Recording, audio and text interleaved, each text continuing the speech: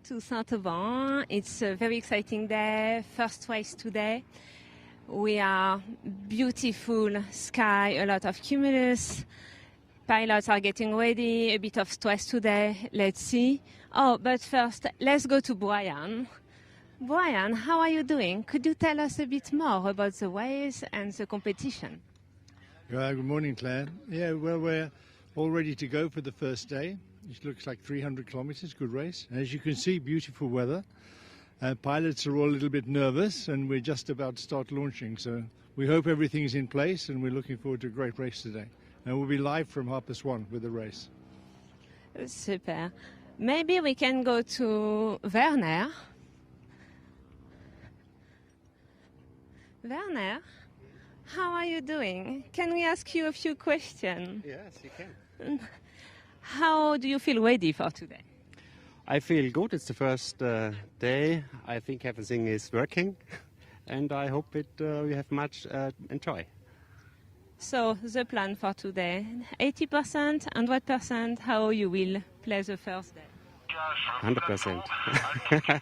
With 80% you don't make the necessary points, and with 100% there's a possibility to do that. So you're very confident. Do you know where you think you can make the difference? I have a good glider, and it's not easy to say, but I think it's possible to make a difference. Yes, final glide, stay with the good and wait. In the final glide, you should be the first on the finish line. Good, we will follow you. Enjoy the race. So behind is Catherine Seneux, the world champion. She had several titles of the world champion. She's new in Grand Prix, but she's a very good pilot. Hi, Catherine. Catherine? Hi. Is that okay? Your tracker is on? Yeah. Are you ready for today? Yes, we are ready to race. It's good. It's nice clouds, so I'm looking forward for the race. What will be your strategy for today? The strategy to stay with the gang, to stay with the gaggle, have a look, and follow the clouds. Yeah, follow the clouds and stay high. You think that you can make the difference just on the last glide. If you stay with a gaggle, it's a bit risky for the points. For the points, yes, you are right. Well, I'll see. I'll try to do my race, follow the clouds. Enjoy. Have a great flight. Thank you. Okay, we have at the back, Christophe. Christophe is from the French team. He knows the area really well. So I think he will be a good pilot to talk a bit more about how he wants to do the race today. Hi, Christophe. How are you doing? What are you doing, actually? I am checking if the airspace is correctly displayed on the computer. And everything okay? Now, yes. So you're ready for today's race? Yes. Yeah. What do you think about the task? How do you want to take it? I want to take it maybe today with the cumulus. Some are going to be fast and look for the good thermals low in the mountains, but it could be some tricky parts because we are not doing north and south as usual, but east, west, crossing. We are flying perpendicular. So it's going to be interesting. Super. And you plan to fly it conservative or really 100% from first day? 100%. We wish you a good race. Have fun. Thank you. And we will follow you. And maybe we can go to Thomas Gosner, Italian pilot, who is flying a lot of Grand Prix and love to fly mountains area. So I think he will be really happy going to the east part. Hi, Thomas. Hi. How are you doing? I'm doing very, very well, thank you. So, what's the plan for today? Fast, fast, fast. And high. Today we need to stay high. What is the point for you that will be critical today? Critical maybe is the point to going to the second turn point, because it's a long light and not too much mountain, but we will manage it. Super, we will follow you. Have a great much. race. Okay, I think we are good for the grid walk, and we will leave you with a live commentary to follow in real time what will happen here.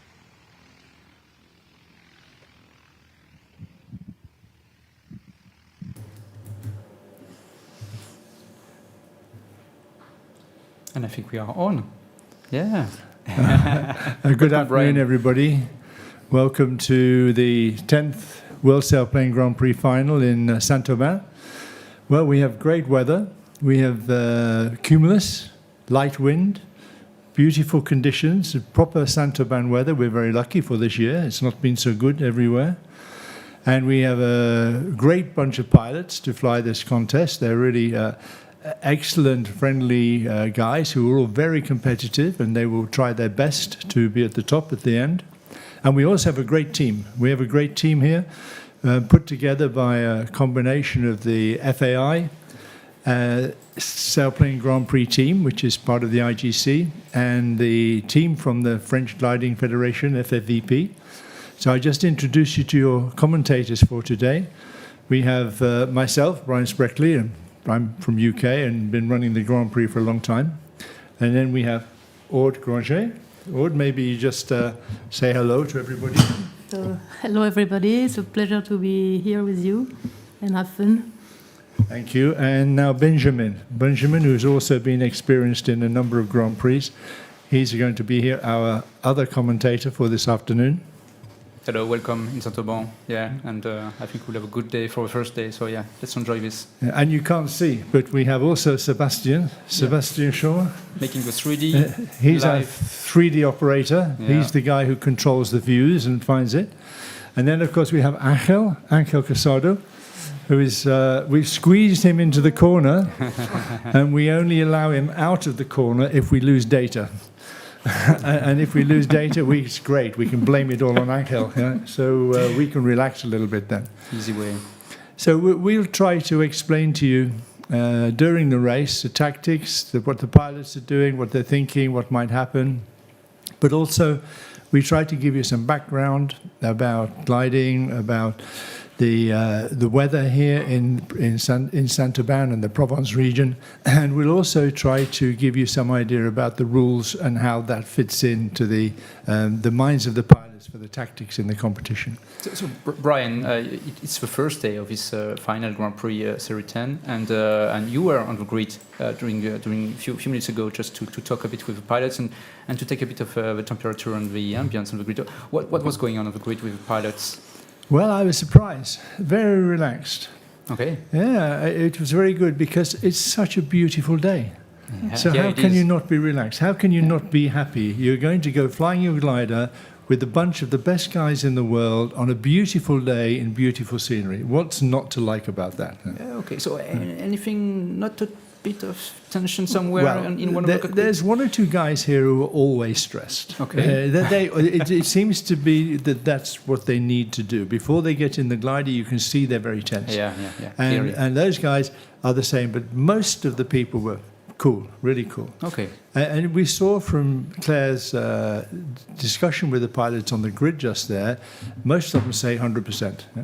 You can be sure they're going to go for 100%. But straight on. Yeah, maybe some of the newer pilots who are not really familiar with the area, maybe they'll take it a bit easier. Maybe they'll just hang back a little bit and try to learn something and try to avoid a disaster on the first day. But as you told everybody, today is quite a standard day, good day. Weather is quite standard with no big traps, it seems.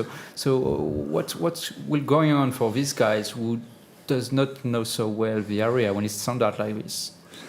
Well, actually, you get conflicting stories, even if you talk to the people who are very familiar, the pilots who are familiar with the area, because there are one or two possibilities in this task to make a mistake. And if you and because of those options, we might see quite different tactics. But the weather's not 100% straightforward. We also have the chance of some showers later on, and particularly in the higher massif, both in the area of Barcelonnette, there's a risk of overdevelopment, which could change things quite a lot. And also, there's a risk of some showers on the west side, on the Leur, coming home. So it may be the final glide could be a little bit tricky also. So not so standard at the end, perhaps some traps around the day. Well, it's much better to be unstable like this than to be stable and struggling around in the blue thermals low down. For those of you who are not so experienced in gliding, who are listening, from time to time we will cut back and just talk a little bit about basic stuff, about how it works and what happens. And we'll tell you when we're going to do that so that you can pick up the story right at the beginning. And when we talk about being unstable and stable, we mean about the air mass. If the air mass is unstable, it means there's a lot of energy. And if there's a lot of energy, we can go very fast and we can have a very quick race. If there's not much energy in the air because it's stable, it's much more difficult for the pilots. Yeah, we are missing information from the contest director. We need to have a start time, opening time. So we will try to get this, and let's perhaps go along to a task together. So, has everybody got a good altitude? Is everybody climbing up okay for the start?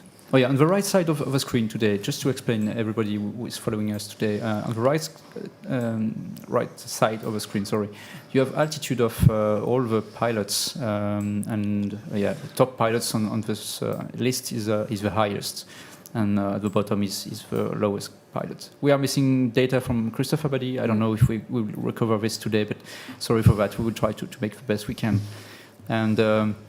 We will talk a lot about altitude because mainly altitude is all about the amount of energy the pilots they can use to fly and to glide to go furthest on the track of this race. So this will be one of the topics we will talk a lot about every day because they need this altitude, this reservoir of energy. This is a fuel tank for a glider to have altitude. So this will be one of the topics. And I will go along the task with Aude, because Aude is from this, not really from this area. Please, where are you from, Aude, first, when you started gliding? Oh, I'm from Angers in the northwest France, and I'm living here for 10 years now. So I'm flying there all the year. And I love this type of conditions because you can be very high over the ridge. So I come from flatland, so mountains to me it's quite stressful. yeah, it's interesting because she's coming from flatland. She used to start flying gliders in flatland, and it's much more comfortable when you are above the slopes and not below, even if we know it works. So let's go to a start line.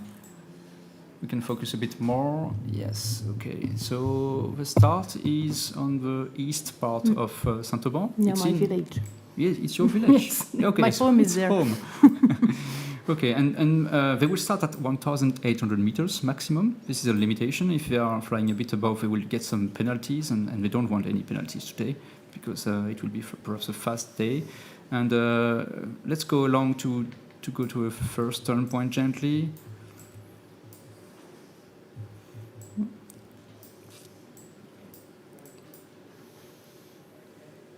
Okay, this is the first turn point. It's Josier, so it's already, I think, around 50 kilometers we will make to go to reach Josier. And you can see that it's a complete different area with a different valley. And this will perhaps be one of the points of today's race, because they will have to cross big mountains to go there. If we can go back a bit, just one step back.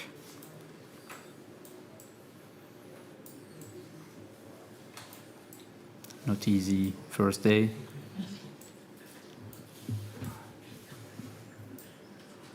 Yeah, you can see that these big mountains in the center of the screen, they are white, and white is just because they are the highest. They have no vegetation, and this is what we call les trois évêchés, and this is one of the highest points. what is the altitude around of Trois Évêchés? I think it's around 3,000. So a bit below 3,000, 2,800 or something like this, which is huge for this area. So it's already like a barrier for the pilots, and they will have to cross this barrier the smartest way. And we will talk about what are the choice in a few minutes about this. So let's go to Josier first. And I have we can see now to check for the second leg, going to the west. So yeah, that's it. So we will go from Josier To Orpierre. to Orpierre. So again, a complete different story because you have in this big valley of Le Bail, I think it's Le Bail. Yes, you have to leave Ubaïs and go through Blanche Valley, near Seine-les-Alpes, and then you are going to Durance Valley and to Veuche Valley. Okay, so this area on this first turn point is quite high with high mountains, but then we will be able to go to Orpierre, and if we go in the middle of the second leg, you can see that it's much more small mountains in this area. So there will be also a change perhaps in the rhythm of the pilots, and we will talk about when they go along. So let's go to Orpierre. This is a wide valley of Sisteron coming, and then we have another time small mountains, different orientation, but small mountains with maximum altitude 1,400, 1,500, something like this, and perhaps we will have to use all this kind of energy from the mountain, we will see. Okay, Orpierre. So third leg, we go back again to east, to Savines. The classical turn point. It is one of the classical turn points, Aude is flying a lot here, and she has a coach, Eric Napoleon, who is making today the commentary in French. And this is one of the typical turn points he wants to use. Why he wants to use this turn point, Aude? Because from west to east or to east from west, you have not the same weather condition. Very often in summer, the east is stronger with high cloud base. The west could be a little bit weaker, but today it's quite different with this instability, and you have to manage and to change rhythm between the two areas. Okay, so this is a nice turn point on the lake of Serponçon, really nice blue things, And then again we are in higher mountains, but not for a long time because this is I think the fourth leg now, and we go from Savines again to the west, so we can go. And this is interesting point here. We have to take a bit of time here because this is this is a pass. This is a Col Bayard, I think. It's low but long, very long pass. And when you talked about that you were pilots from the flatland, are you happy to fly there when you go to this low? I think you need to climb a lot, to take time to climb before going there because it's quite low, but Pic de Bure is quite high. So if you arrive too low to Pic de Bure, it will be very difficult to climb. Okay, so this will be also perhaps interesting during the race if some pilots are struggling and are a bit too low on this pass of Col Bayard.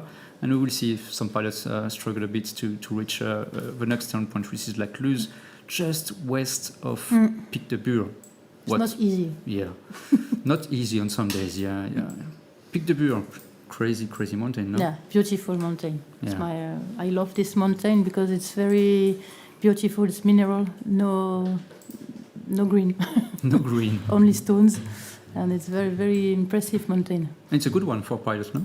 Yeah. Yeah, can be good. Can be good. With southwest or northwest is very good. Okay, so we have information from competition directors. It opens at the start line will be? Yes, the start line will open at 14:10 local time. So we should have a countdown there at 16 minutes to opening of the start time.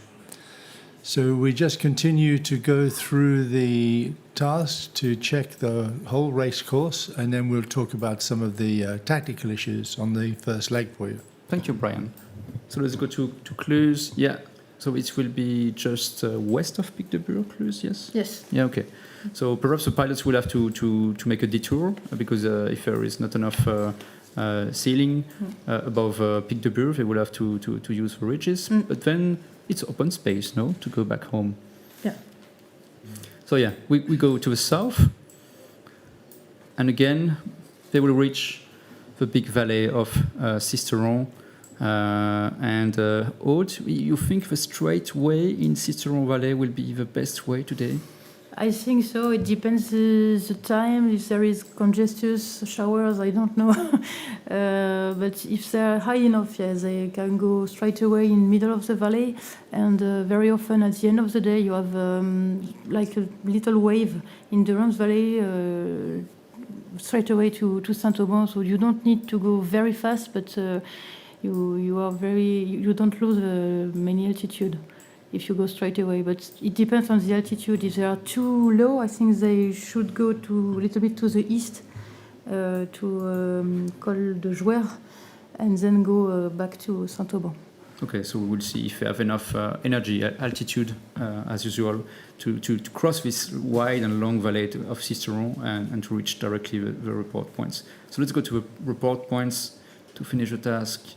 And yeah, it's just a turn points to make all the gliders aligned for landing. To south. And that's it. We are on the final line. So Benj, maybe we go back to the start area and just see what's happening and if everybody's getting into a good altitude and into the right place. It's important to understand the rules for the start in this Sailplane Grand Prix. All the pilots must be behind the line at least 1 minute before the start line is opening. So where we can see at the moment, everybody is getting a good altitude to the north and northeast of the start line. They will have to come back early, so they will need to come back high enough to be able to wait. They have to turn only to the left in the time prior to start, and then they have a speed limit when they start and an altitude limit. So normally they will try to position themselves about 2 to 3 kilometers from the start line. They've already practiced how much time and altitude they need, and they just get the glider stable, flying straight towards the start line, so they arrive just before the start line opens, below 1,800 meters, and at a speed of not more than 170 kilometers an hour. It is not easy to manage this. It is actually quite a lot more difficult than people think, because if you fly just through a thermal, just a few hundred meters before you get to the start line, you're too high. It tries to push you back up, and then you try to speed up to go through it, and then you're going too fast, so you open the air brakes, and it gets very complicated. And don't forget, all of this time they're taking a lot of care to look out for each other. Yes. Because although the start line is 5 kilometers long, there's still this issue of being sure that you do not get too close to another glider.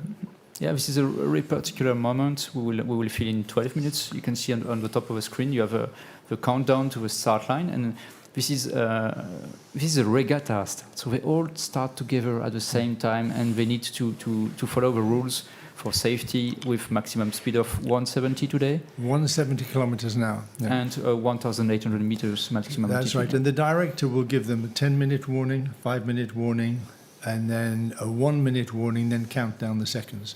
So they have plenty of time to get positioned, and on a day like this, they have plenty of opportunity to get a really good altitude. So there shouldn't be too much stress. It's always a very stressful time. Not only are you thinking about how you can make a good start without any penalty, and because the penalty will apply if you're too fast or too high. So you will lose seconds. So there's a penalty of time for being too fast or for too high at the start line. You have to think about that, but you're also thinking about what you're going to do as soon as you've started. Who is in front of you, who's alongside you, which way you're going to go, what route you're going to take. And this can be critical, because if you make the wrong decision just when you start and go the wrong way, you can lose minutes in the first leg, and that's difficult to get back in this sort of racing. So perhaps it's more easy to follow somebody who knows, no? Well, I think some pilots have worked that out. I think some pilots have decided, actually, what's less stressful for me is to let somebody else do the work, and I'll just follow them. Yeah? And I hope they don't get a penalty. And then when they leave, they'll choose a good route, and then I can start racing once they've done it for me.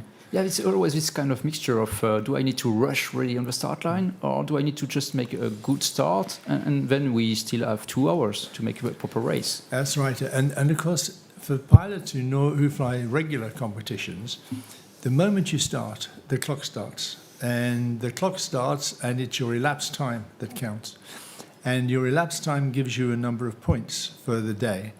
In Grand Prix racing, it's completely different. The moment you start, the time is not important. What is important is your position at the end. So it doesn't pay. It's not a big benefit to push out ahead straight away because you might be taking a risk. What is important is not to get behind at the first part of the race, so that in the second part of the race, you're in a good position to push ahead.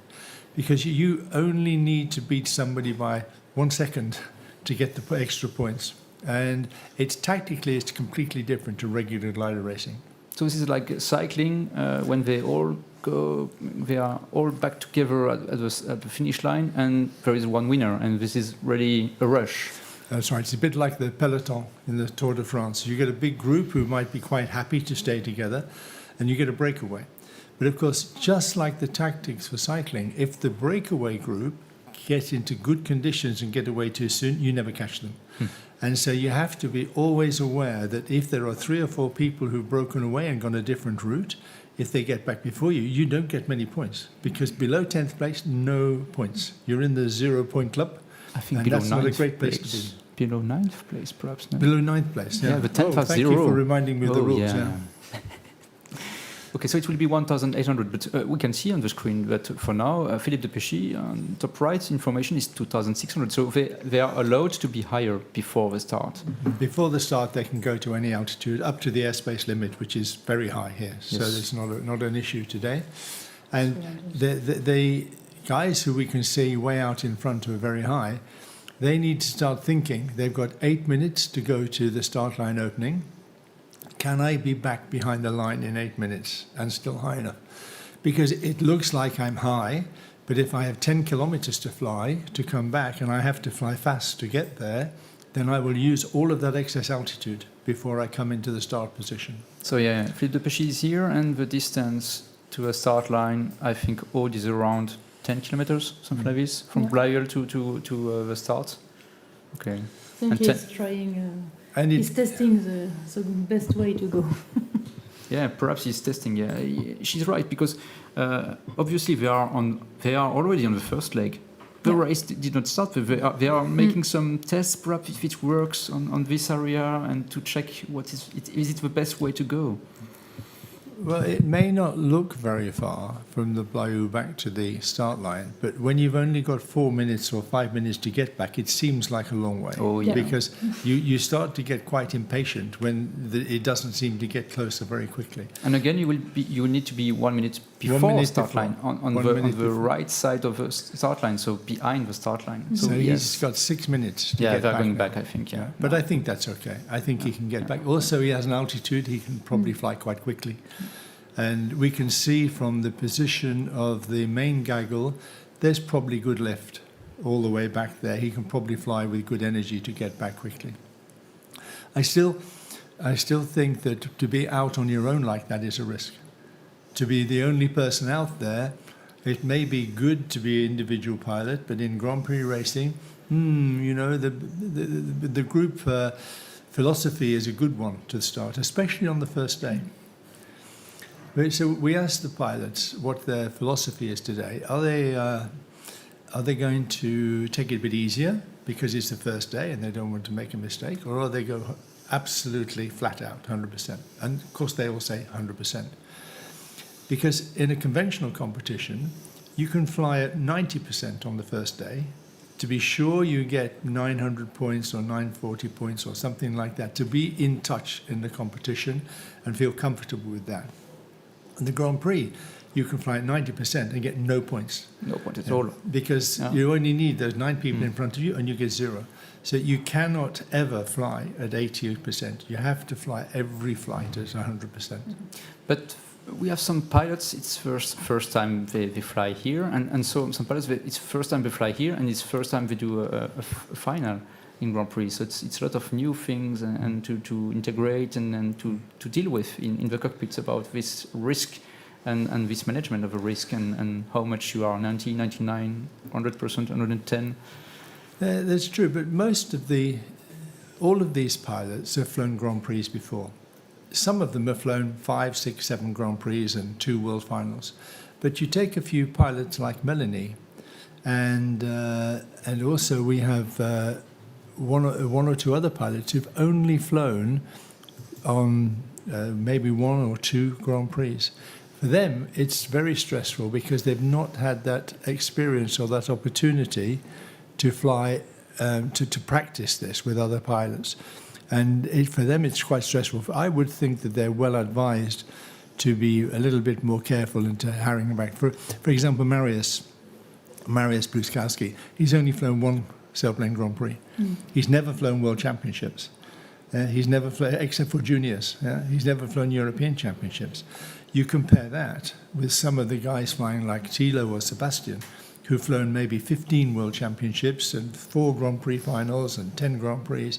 There's an enormous difference in the experience level between these pilots. But he seems to be pretty cool when we talk with him. He seems to be relaxed and not pushing himself too much. It's great because Mario just doesn't seem to be aware of the fact that he's very inexperienced. He just says, well, I'm here to win. I'm here to have a good time, which is great attitude because we've seen quite often in sport, in every sport, and especially in our sport, somebody new can come in that nobody knows and they can fly absolutely brilliantly. I remember, for example, Doug Jacobs from the USA. He came to Re-80, nobody knew who Doug was. He'd only been gliding for 2 years. He'd only flown American Nationals and he won the World Championships. And afterwards, I remember him saying, well, I don't know what all the fuss is about. What's everybody else doing? Yeah? Because he had no idea what was difficult. Yeah. Good thing. So we are 4 minutes before start and we will focus a bit more just to have a view, to be sure that we are going on the good side of the start line in the next minutes. So, and Benj, maybe you and Aude can just think about what the tactic will be for the run out from the start lane. Yeah. What do you think they will do?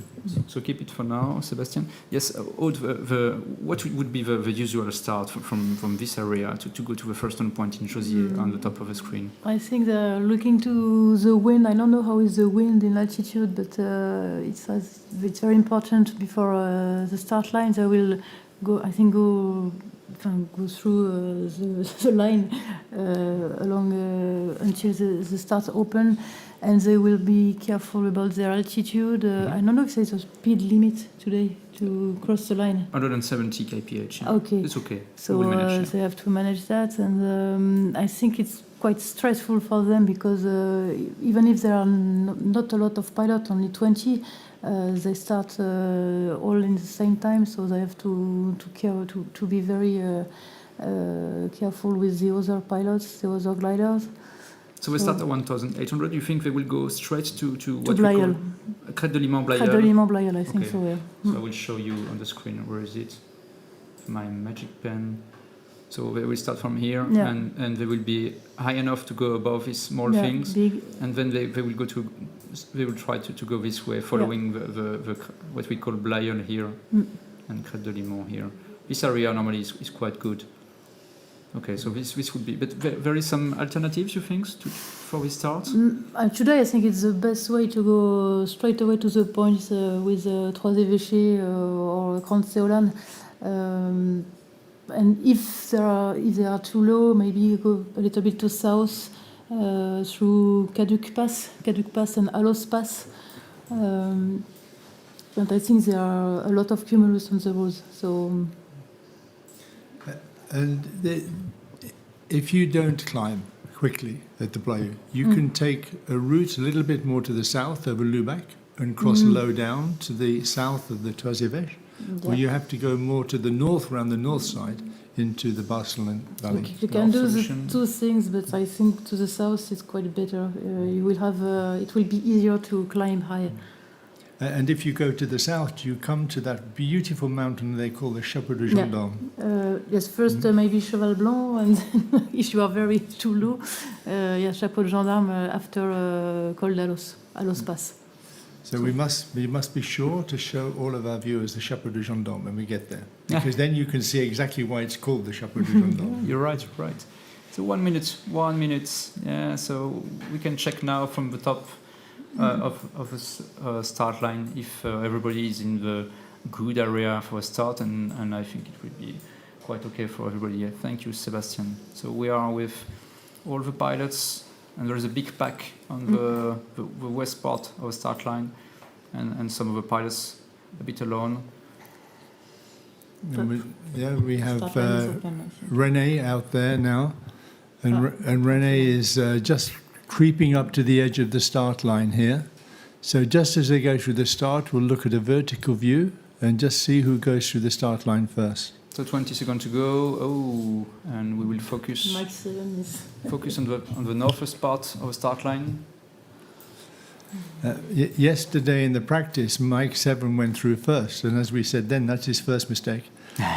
He's not the most experienced pilot. He wants to be a little bit more cautious. Here we go. 1, quite good, yeah. Delta Zulu, Postian, Pristavec, which seems to be the leader for the pack for now on this biggest pack, and then we have 2 other small groups. We will see from the top view with these 2 different, so 3 groups total. And we can see that the 4 gliders that are not in the pack are all new people. Melanie, Marius, René, and Quintas are not familiar here. So they maybe have gone out on the one side to avoid the pack, but the other pack has got a very definite idea about where they're going. But maybe they want to climb over the first mountain. Yeah, on the right side of the screen, you have one of the. It's not a big mountain. It's a big one for the area, and perhaps they want to have a bit of energy from there. And the other pack is with another ID, perhaps to go direct to what we call the Crête de Limon and Blaye, who we'll see in a few minutes. But yeah, interesting to have this small pack of gliders on the right side of the screen with mainly people with, I would say, a bit less experience compared to others. A lot less experience. Even if René Vidal is experienced, but he doesn't know really the place, and that's why it was also important to talk about the fact that some of the pilots, they want to keep it with a pack, and some of us, let's do it a bit differently. So we will see. I think it is possible that there's nice cumulus all the way up the Crête de Limon, and to arrive at the Crête de Limon at the south side and then follow it up, you can quickly get the altitude back. So the penalty you have in distance can soon be gained back if there's good energy along the crête. And we will really see if they stop to climb on the beak. If they stop to climb, then obviously that was a tactic from the beginning. But we don't think they will. No. And Melanie in this group is the most experienced, and she knows very well this area. So I think she can do something quite interesting. We know that one of the disadvantages of being very familiar with a place is that you follow always the same route. And one of the advantages of not knowing it is you fly on what you see. And sometimes flying on what you see can be much better. Okay, the group on the right side with Melanie is now climbing, so they stopped as expected by Aude. And because Melanie had an ID and now they are climbing, I think not so bad. Already 1900 meters. The other group is stopping too. And also, the other group. So it's a bit like a tie for now. So we have not exactly the same ID, but it works well for the 2 groups for now. And it was interesting to see also René Vidal going from the group on the right side of the screen to the left side. And I think he's a bit below the other guys, but it's okay. Yeah. Good thermal for Melanie. Yeah, 5 meters per second, which is really, really good. And we will see if a group of Postian, Pristavec on the left part of the screen. And some of them are leaving. They are not so happy with the thermal they get. So they are leaving. Postian is leaving with 25, which is Uli Schwenk, Sri Victor, Thilo Holgaus, and I think Christophe Abadi is also with them. Already a break. Interesting. Yeah, and Marius and Melanie have done very well. Interestingly, though, René hasn't done so well. For some reason, he's lost 200 to 300 meters on that run, which is a surprise because they went pretty much together. Yeah, but he crossed to the other group really Yeah, early. maybe that's what he was caused not it. happy with their choice, but for now it's working much better for the group of Melanie. So yeah. So let's see what happened when the first gliders reach the area of these big mountains you can see in the middle of the screen, which is Crête de Luban and Blayeul. And we will see if also it's difficult. We are losing a bit of data, but it will come back really soon. Yeah. Sebastian Kawa, number 1 ranking. He's in the pack on the left part of the screen. Sebastian is very experienced Sailplane Grand Prix pilot, and he will normally be very conservative in the first leg and for the first half of the task. It's not very often you will see Sebastian do something completely different in the first part, but he will usually start to change gear in the second part of the task. And the amazing thing is, when it gets either difficult or very good, he nearly always manages to pull away a little bit at the last turning point. So I don't know quite what he does with his glider, but he obviously makes it go that little bit better, or he just flies a little bit slower and more conservatively before then. But he is remarkable in his ability to use the correct tactics to enter the front. See, whereas on the opposite hand is Thilo. His tactics are very difficult to understand because he's quite happy to go and do his own thing right from the beginning. Mm-hmm. And regardless of what anybody else does, he will just fly off on his own. And of course he has done really remarkably well sometimes doing this. But we have a very interesting situation now with Melanie and Marius going off to the right side. Yeah, quite high, Very 2,500. yes. And 2,600, they've done really well here. And it's very important to go to the east to be high. Yeah. So they're now going to be able to make their own decisions because the others are going to be behind them, so they shouldn't be influenced by it. So that'll be exciting, although they could just meet at the top yet. So we could have thought it was today their task would be, okay, I want to follow the guys who knows, who have a bit more experience, even when we say we know, Melanie knows a lot of the area, so she knows what to do. But sometimes it's first day and you have less experience in Grand Prix and say, okay, I would follow the guys. But no, they made different and clever for now, really clever. Mario is our remarkable second place man. Yeah, and he flies in India incredibly consistently, and he's there in India with Thilo, similar altitude. They have a clear idea of what they want to do, it seems. And I'm sure that they will stick together for a while because the split, the really big split, could come when they reach the parcours, when they reach the Toise Vèche.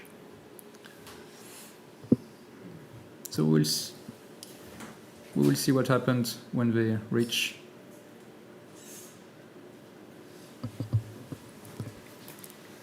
We will see what happens when we reach this big slope of Blayeul, because then there is this cross valley to go to what we call the parcours from the beginning of this Grand Prix. Yesterday, when we made these commentaries, we will talk a lot about this parcours just on the top of the screen, so all the mountains in white which are aligned. And don't worry when you see one of the symbols, one of the glider symbols and numbers moving really quickly like that. It's just the way the data works. Occasionally we get a glitch and we suddenly get a big package of data which moves it, and then we get another package which moves it back. And it's just one of those things about the way in which we collect the information from the gliders of their speed and altitude and position. And it's collected through a system of the OnGlide and OGN, and it's a series of receivers which is receiving data from small transmitters in the glider. And it's not always perfect, but the big advantage of it is we don't have to pay a lot of money for satellite data. And so it's affordable for everybody to have a tracking system like this now in gliding. It's been a fantastic project. led by some fantastic guys, and it's amazing what they've done. So if you go to Glider Radar or On Glide or one of these places, you can see all over the world all the gliders flying. So it's a great achievement. Okay, so still two groups for now, even if we can see it's a bit shaded, but in the middle of the screen we have Alfa Romeo, just reappearing. It's Mr. Gintas Tsube from Lithuania. And he chose to, okay, now I go back to the pack on the left. And but still Marius and it seems, I think, Melanie, on the right part of the screen, they are heading towards Black hole. Trois Évêchés. I think so. Yeah. Direct to Trois Évêchés via You have Lubac or Michelin, yes. Yeah, Michelin, I think so. But it's quite difficult. We don't see them anymore. No, we have a problem with this particular valley because the receivers are positioned strategically, but they will pick up the Sailplane transmitters when they're high. But if they fly low in this particular valley, we have poor data collection, and so we will expect to lose quite a lot of the data. And you'll see that the highlight of the name on the right is where we've got full data, and when it goes to shaded, then we don't have so much data. It should come back as they cross the valley and come on to the Trois Évêchés and they climb up. Then it'll come back, and we can carry on with a sensible way of following the race. At the moment, we have to guess a little about what's happening until they come out the other side. We will see the Trois Évêchés in real in a few seconds. We have a small sequence just to show you exactly how it is in reality. It's really nice area. But yeah, we are missing a bit of data, but yeah, it should come in a few seconds. So this is the highest point of the parcours, Trois Évêchés. And is it really a good area of a parcours? Is it a really usable area, Aude? Yeah, it's a very good area. Generally, you have good thermals and good high cloud base, so you can go through Berthollet Valley very easy if you are high there. So let's enjoy this real view. Yes, we are in Les Trois Évêchés now. So no vegetation, almost no vegetation. It's really it's quite high, 2,600 to up to 2,900, and this is a view from the south of Trois Évêchés, and you can see the northwest part of Trois Évêchés on the top of the screen, which is what we call the northwest part of the parcours. And this is a great rock, and it gave us a lot of energy with local winds and with the sun. And you can see that it's really rocks directly, so it's a lot of heating from the sun. And a prestigious rock. A lot of pilots use every day in this area. And we have an onboard camera also. We will show you.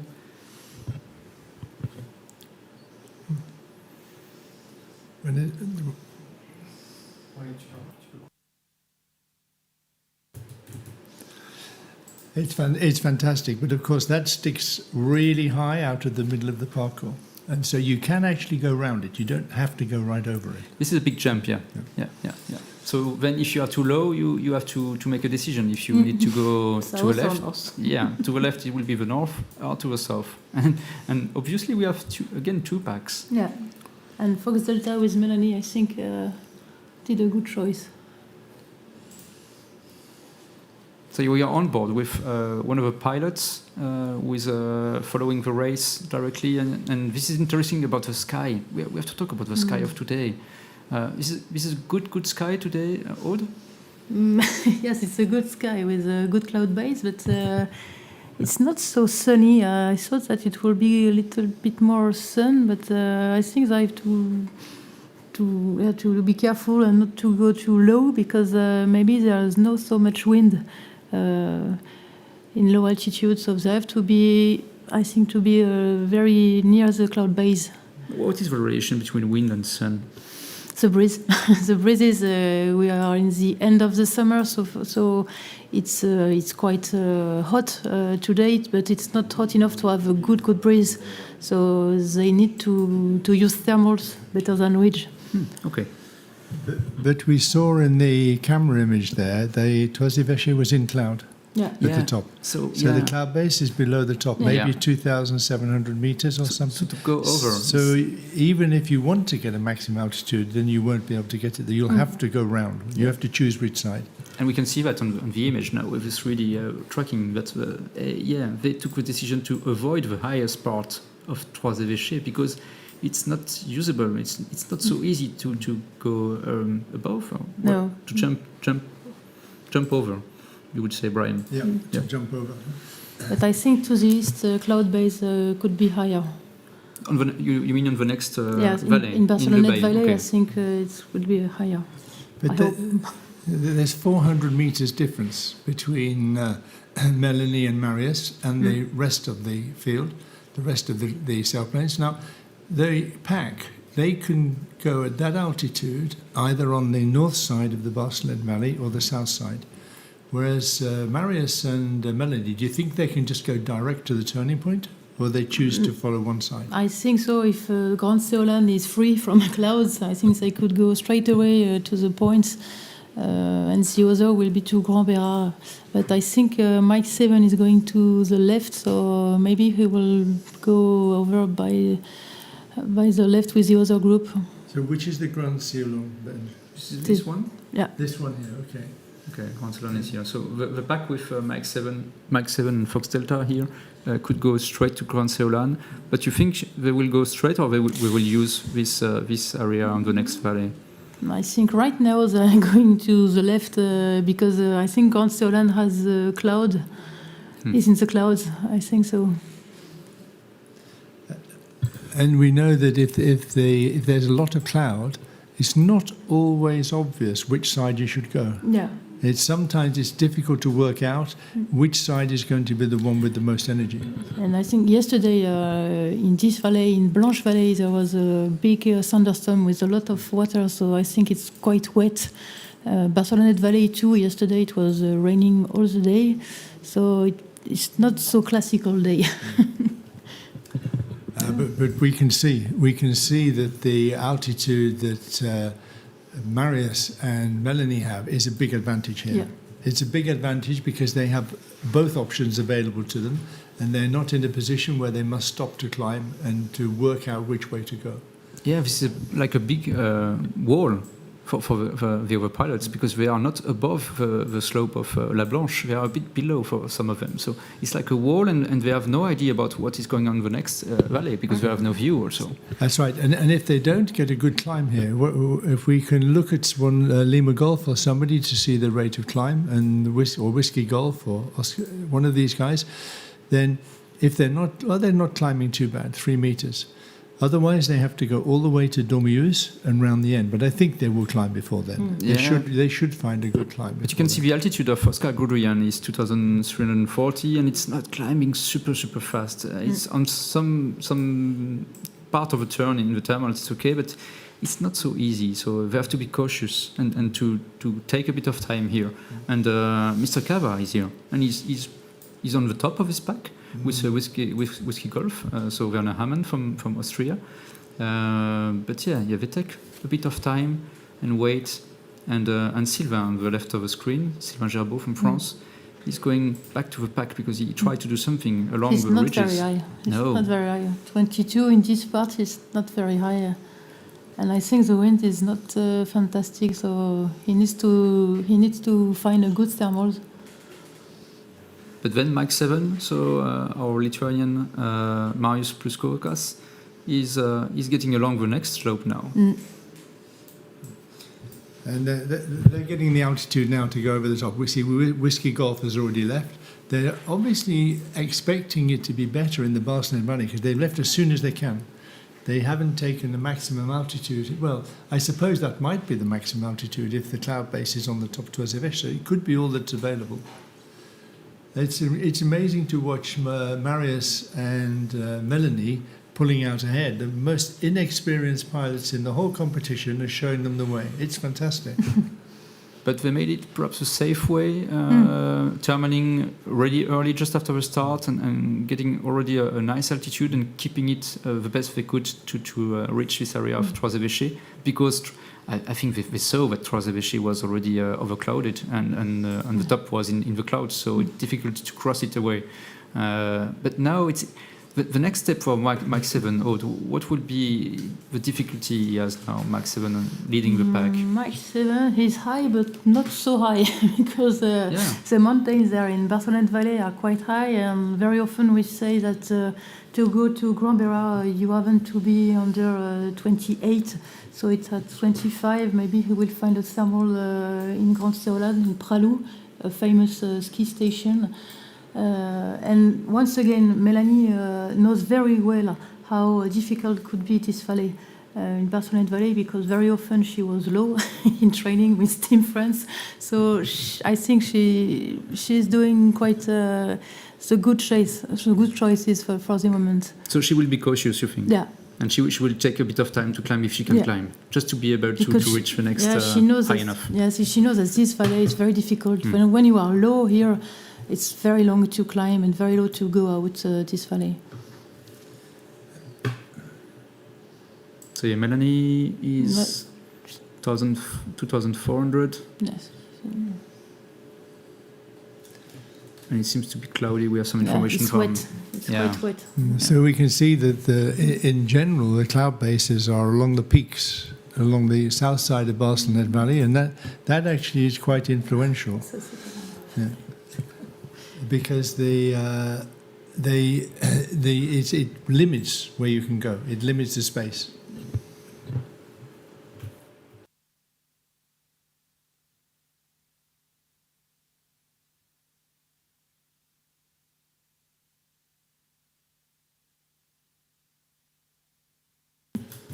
It's all part of the story. So we are back, and quite good signal.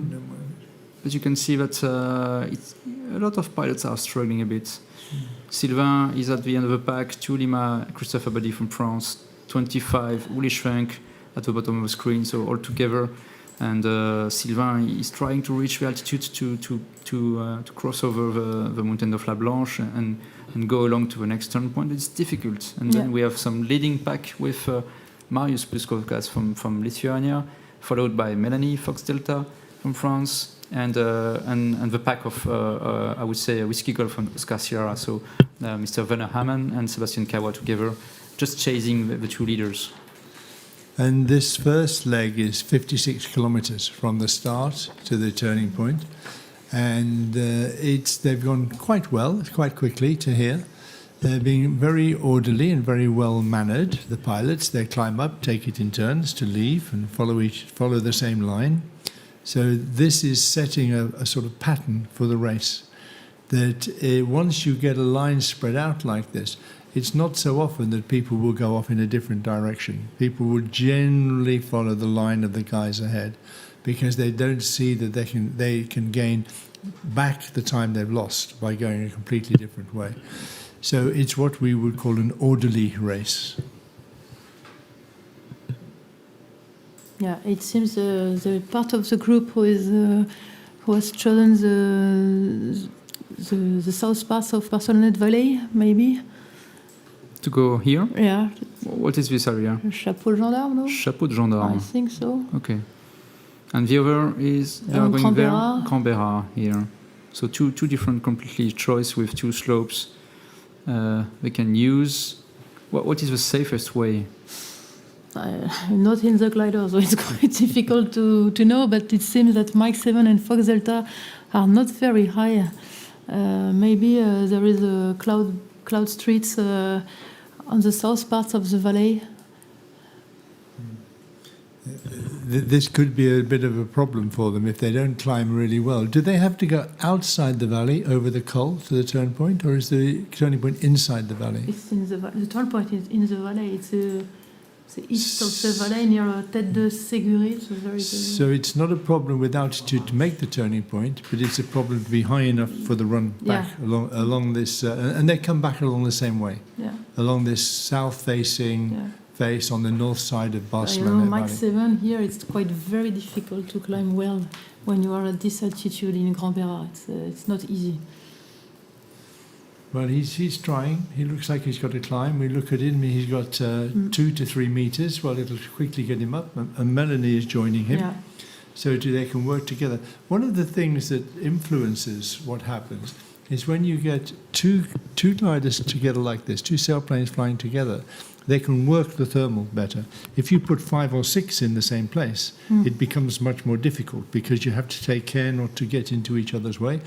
And now they are 2 with little separation vertically.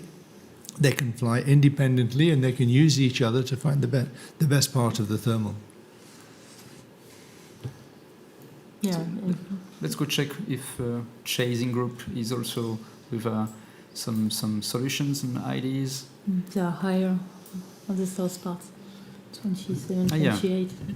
I think the choice is quite better there.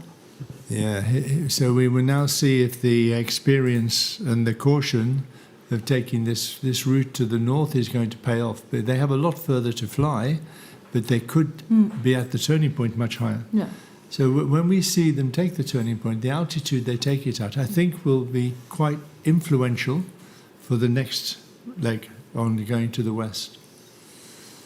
Yeah, the problem is the turn point is in the valley, and so it's another jump to and some altitude they will lose to reach this turn point, and then to reach the next slope and the next line of energy.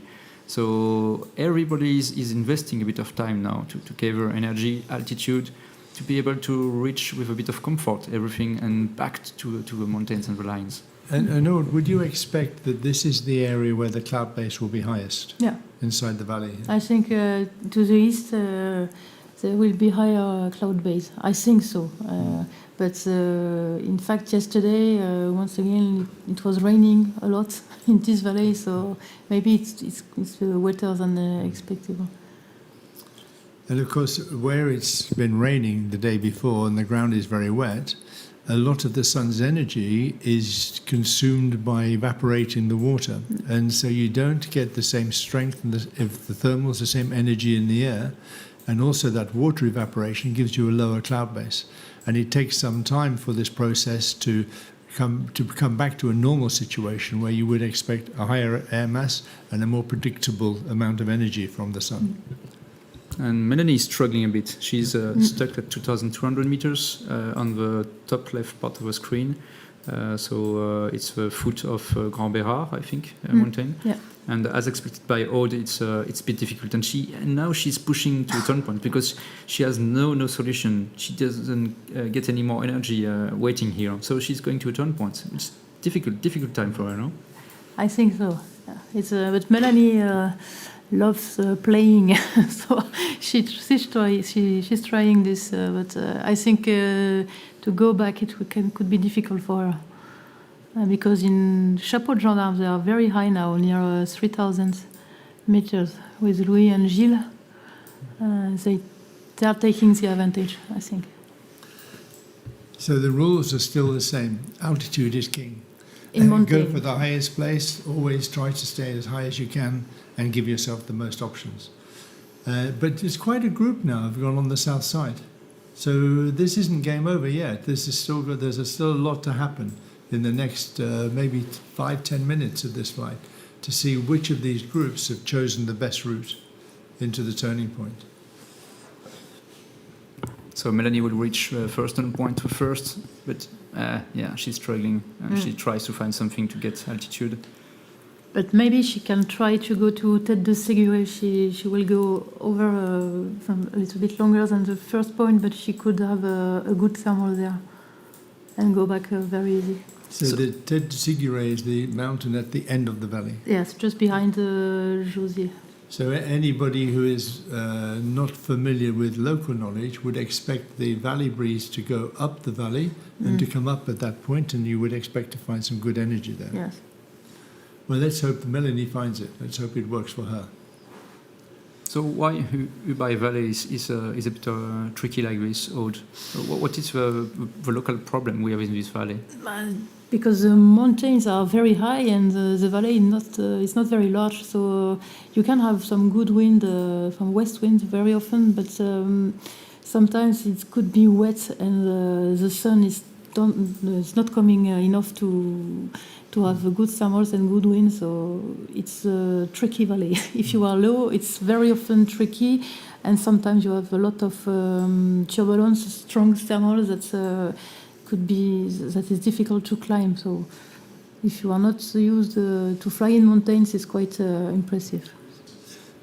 So I wonder where Gintas is. He's down at 1,700 meters, and has he fallen way behind? Because that seems unusual. He's normally there with everybody else. Yeah, bottom left of the screen, yeah. And Sylvain's really struggling. Sylvain's fallen behind there, and he's lost a lot of altitude. So he's relying upon this south face to give good lift, but we've seen from Marius and Thilo, it hasn't been all that good. It hasn't worked it's really so tricky, well. Yeah. Is it safe to fly at 1,700 with like in Gintas? The airfield of Barcelonnette is. It's not. For the moment, it's not dangerous. He has Barcelonnette, and he wants to go back to Morgon and Gap Valley with good airfield, so it's not dangerous. But the Barcelonnette Valley is quite high. It's 1,200. So we think that Marius and Mario are the first ones around the turning point. At what altitude they take is Mario is 2,400. It's not bad. Mm-hmm. And we can see Mike 7 is 2,400. So what will be interesting now is to see how long before Kilo Whiskey and Oscar Sierra arrive at this turning point and what altitude they arrive at, because they have a lot more altitude now. Yeah, Sebastian Kawa is 2,900. You can see on the top right of the screen with all the altitudes. It's a lot of energy. He invested a bit of time. We've not spoken about Gilles Navas. Yeah. Gilles is not the youngest competitor in the competition, but he's fantastically experienced. Oh, yeah. Gilles has been flying competitions probably as long as I have. And that's a long time. But I've known Gilles for many, many years, and he always flies beautifully. He flies beautifully, he's very experienced, he never gets stressed, and he often will choose a really good route. His experience will tell him just where to find the best compromise. And it's interesting to watch that he was the leader out of the group that went round on the south side of the Barcelonnette Valley. So yeah, now Gilles making the turn point with also, I think, Lima Golf, Oscar Gudrian from South Africa. Lima Bravo must be Mr. Seyss. I think, yeah, Maximilian Seyss from France also reaching. Tango Lima must be Mr. Louis Boudalic from France also. 2,700, so quite high. Bravo Kilo, Germany. Catherine Zene reaching also the turn points. I think they've got the altitude to catch Mike 7 and Mario, to catch Marius and Mario. I think that the 400 meters difference, 300, 400, is enough to catch up along this, because unless they can run all the way to the end and round to Morgon. Do you think they can with that altitude and get away completely? If there are good cloud streets, why not? Yeah, maybe they don't need to circle now at this altitude, and they can come right out of the Barcelonnette Valley and back into Morgon on the above Sept, and from there they can start again. So they are not so high, not so low, but it can be difficult if it's a bit of shade with not a lot of sun there. And so when you are the leading pack with Mario and Marius together on the left part of the screen, and they go to the west like this, you want to just escape this valley, Aude, or you want to find something to get some altitude? So here it's a competition, so they have to try everything to turn the point. But if it's a flight, a normal flight, I think I want to escape this valley, yes, because when you are too low, this valley is not very nice with you. It's not a very funny valley. So 2,400 is okay? Oh, it's okay. Yeah, it's okay. But Gintas, Alfa Romeo, it's quite high now. Quite very low now. Yeah. And what altitude is the airfield at Barcelonnette? It's 1,200, I think so. Yes, so he's 100. Yeah. So he's only 400 meters above the valley bottom, which isn't very much at all, really. No. Because the valley bottom is quite flat. So any movement of air, any energy is going to have a lot of horizontal component, and that's not helpful when you want to go up. Barcelona airfield is not so easy. Yeah. It's quite difficult to land there. If I remember right, it has a big bow in the field. So you land uphill whichever way you land. I hope you have to... So we are with Mario and Marius from Lithuania and Germany, leading the pack for now, and we will see what is going on just behind them if the chasing pack is reaching them. But yes, very nice, beautiful view from the west part of Grand Prix, going to what we call Tête de Louis XVI, which is one of the guard of the entry part of this valley. And it will be good to follow them round the corner, because it looks like they will go all the way around the corner and into Morgon. When you come to Morgon, do you have to go round to the north side, or will you find good lift on the west side? The west side, I think, but Morgon is not very often very good. No. It could be strange in the Morgon. It's a small lift on the way to Dormeuse or to Guillaume. Yeah, it's a lot of time it's a bonus lift. Yeah. You have it, it's okay. You don't have it, okay. You need to deal with it. So it's but to go to Orpia, maybe they could go through Seine Valley and La Motte du Caire. Yeah, good climb now, 3 meters. Yeah. That's cool. 2,500 climbing, good. 2,700 here, and they're away again. Yeah. And if they are high enough, they don't have to make this long detour around Tête de Louis XVI, which is just on the top of the screen now, and which is much better. But we will see if the chasing group is coming back to them now. But we know that Catherine and Gilles will have their flamme. They'll have their flamme radar on their screen, and they will see the climb. They'll see the radar, and they will know exactly where to go to find this climb. And I think we will arrive just above. High enough, I think. Yeah. So we will catch up, and we will be all together again. And I wonder where is Mr. Cava and Mr. Werner Hamann, because they were really high, 210 points, like 2,800 or 2,900, and they are just at the bottom of the screen now. So Whiskey Golf 2,700. And they've fallen back a little in this. In the last few minutes, they've fallen back a little, but they're still close enough to be in touch with the race. Yeah. It's a long way to go yet. They've only flown 70 kilometers or so out of 300. So there's plenty of time for a mistake. But I'm sure that they will both be feeling now they need to go into a higher gear to catch back up with the leaders. And Mario pushed. He's now away from this perhaps 2-week thermal for him. So he's going away and heading to an external point, but he has to make this long detour around Tête de Louis XVI now on the last part of the screen. And Gintas is slowly sinking down the valley. How? And where is Gintas? Probably near the... I think Gintas is really close to Barcelona airfield now. Yeah. He has a motor. He has electric motor, yeah. He will be able to use his motor. Prototype glider, modified this winter. Yeah. Okay. Yeah, Gintas is on the airfield, really close to the airfield. So this is okay. We will check from time to time what's going on with Gintas. So it's interesting that Gintas is a very experienced pilot, and yet he can fall out completely. And it shows how delicate it is between being in the good zone, in the good lift, and out of it. And once you fall below it and you're out of it, then you can be in trouble quite quickly. And as Gintas has found, he's fallen just a little bit too low at some stage, and he's really found it difficult. In mountain, it's true. Yeah, and there is a bit of pressure because you can feel that the other they have good lift and you are a bit below, so you want to find the same good lift, but you are not in the same area, or too low to get the same strength of a lift, and so you're losing the path at the end of the story of the day. But yes, he missed a step for sure. It will be interesting to talk to him to understand why and where he missed this step compared to the others. But I think it's difficult for anybody to understand that if the air is going up the mountain near the top, why isn't it going up near the bottom? Because it's got to come from somewhere. But of course, it's difficult to imagine that the volume of air is concentrated more near the top, and there's much more vertical component than horizontal component, and that's just that little zone that you've got to be in. You've got to find that point on each mountain where you've got the best compromise. Yeah, there's a crazy thing about mountain and thermals. So the bubble of warm air you can have, and which makes the lift for the gliders to get altitude.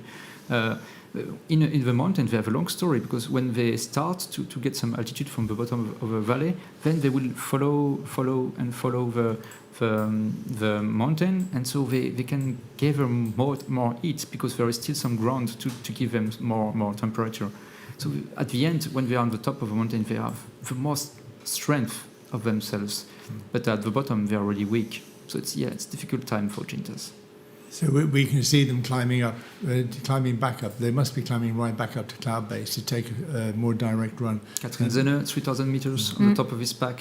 She wants to get more altitude. It's a good strategy. Thilo went on, and Sebastian went on, and they run on at a lower altitude because they want to catch and they want to push ahead, and they're probably looking for that zone we're talking about. They're looking to find that area where the energy is going to give them the most efficient run. However, I would feel that to get a good altitude here is really good. So we'll see from the cockpit now. The sun is back. Yes, it's much better. A few seconds coming. Yeah, great view. We are on the Morgon now, I think. Yeah. So we are with not really a leading pack. We have one pilot with special gliders there to make some footage in live. But the position now is just where all the competitors will arrive in a moment or two. And we can see that actually the cloud base isn't that high. No, it's that's only high. just over the top, which limits very considerably what your options are. And that's the Lac Serpenson underneath. And he's climbing on Morgon, do you think? Yes, or I think so. West part of Morgon. So if we're lucky, we will see the first competitors coming around this corner. This corner we can see now is where they will arrive. Much more cloudy. And again, yes, just above the top of the slopes. So it's not so comfortable when you're a glider pilot. You want to like 200 or 300 meters more, and then you are really comfortable. But today it's just missing something for the energy in the sky. And the clouds have a very fractured nature. They don't look solid.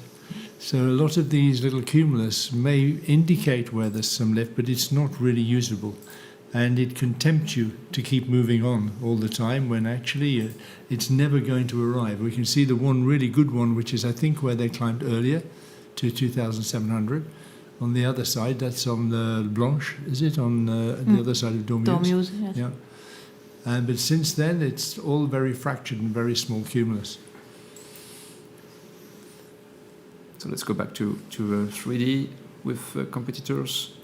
And I think India, Mario is leading, but he's a bit shaded for now. So we have poor data, but he's lower than the other guys. And there is a chasing group with Mike 7, Marius Pluskoukas, and some of this chasing group are really high. They took some time. Louis Budalik, Tango Lima, René Vidal, 120, Oscar Sierra, Sebastian Kawa, 2,800. So all this pack take a bit of time. To get some more altitude, to not make this big detour on Tête de Louis XVI. An interesting kilo whiskey. So it's going straight away. Yeah, Gilles. Yeah. The French guy who made a really clever move on the first turn point. He was really high, and now he's choosing to make a much more south route compared to this pack of people on the north. Yeah, he's falling into a dead zone a little bit, but when he comes over the top, we should be okay. And it's great to watch pilots like Gilles, who are very independent thinkers. They can see 5 guys go one way, and if they don't like it, they go their own way. And it's a really strong discipline, that. It's really difficult to make yourself go a different way when you know the other pilots are really good. And I think Gilles has this characteristic, and he's always had it, of not being somebody who uses other people's decisions unless he can see there's a big advantage to it. So Aude will be high enough to cross the mountain of La Blanche with no problem? No problem, I think. Okay, 2,600 and La Blanche must be 2,200 or 300, something like this. So we'll find a way to cross this mountain on the left part of the screen, yeah. And Aude, do you think once they cross Blanche and they're back to the west, there's going to be more energy in the air, stronger lift, it's more sunshine? Yes, I think the west part of Seine Valley could be very good with the mountains near La Motte du Caire. There are good thermals there. I think there are cloud-based streets right now. And we know that Marius and Mario will have in their mind the classic route. They'll have in their mind fly to the end, turn onto Morgon, straight onto Dormeuse, and all this. This is what everybody would normally expect to do. No. But you can see that we don't go to Morgon. Nobody is going to Morgon because you can see this blue sky with small clouds we saw a few minutes ago with a live from the cockpit. And so it's not interesting. We think there is not enough energy there. And they have the altitude to it's arrive not high at enough. Dormeuse. It's not high enough. So we want to go a bit to the south again, perhaps with better condition there. Because then it's a much more wide area with lower mountains for the next turn point to Orpia. So Gilles 2,500. That's just a little bit above the tops. Yeah. It's not much. It's only 100 meters or so above the top of the mountain here. And you call this the Blanche? Yes. From the Dormeuse to Toisevèche? Where is, yeah. Oh, I always thought the Blanche was further north. That's where I've gone. There are many Blanches. Yeah, many Blanche. But this okay. one is for the pilots here. It's So any Blanche. mountain that looks white, we call the Blanche. Yeah, I think so. At the end, yeah. And the Dormeuse is a very big hang gliding spot. It is. A lot of paragliders, a lot of hang gliders flying off here, and you can come round the corner and suddenly see the skies full of paragliders and hang gliders having fun at this point. And it has the wide valley to the west of it, in which there is a gliding club, the airfield of Seine. Yeah. And Blanche Valley, because the river is calling Blanche. Ah, that's why it's called the Blanche. It's a river. Yeah. And the Seine, now in front of there, it's a very nice valley with a small town, and the airfield is just to the left of Mike 7, and they'll be very comfortable now. They're out of the Barcelonnette Valley, heading back into what is probably looking much better conditions. Yeah, the airfield is here. I think so. Just a little bit. Yeah, I think the airfield is here. Bottom of Seine Grand les Prix. Alpes, yeah. And this is a small hill they use when they Grand start Prix. from Grand Prix.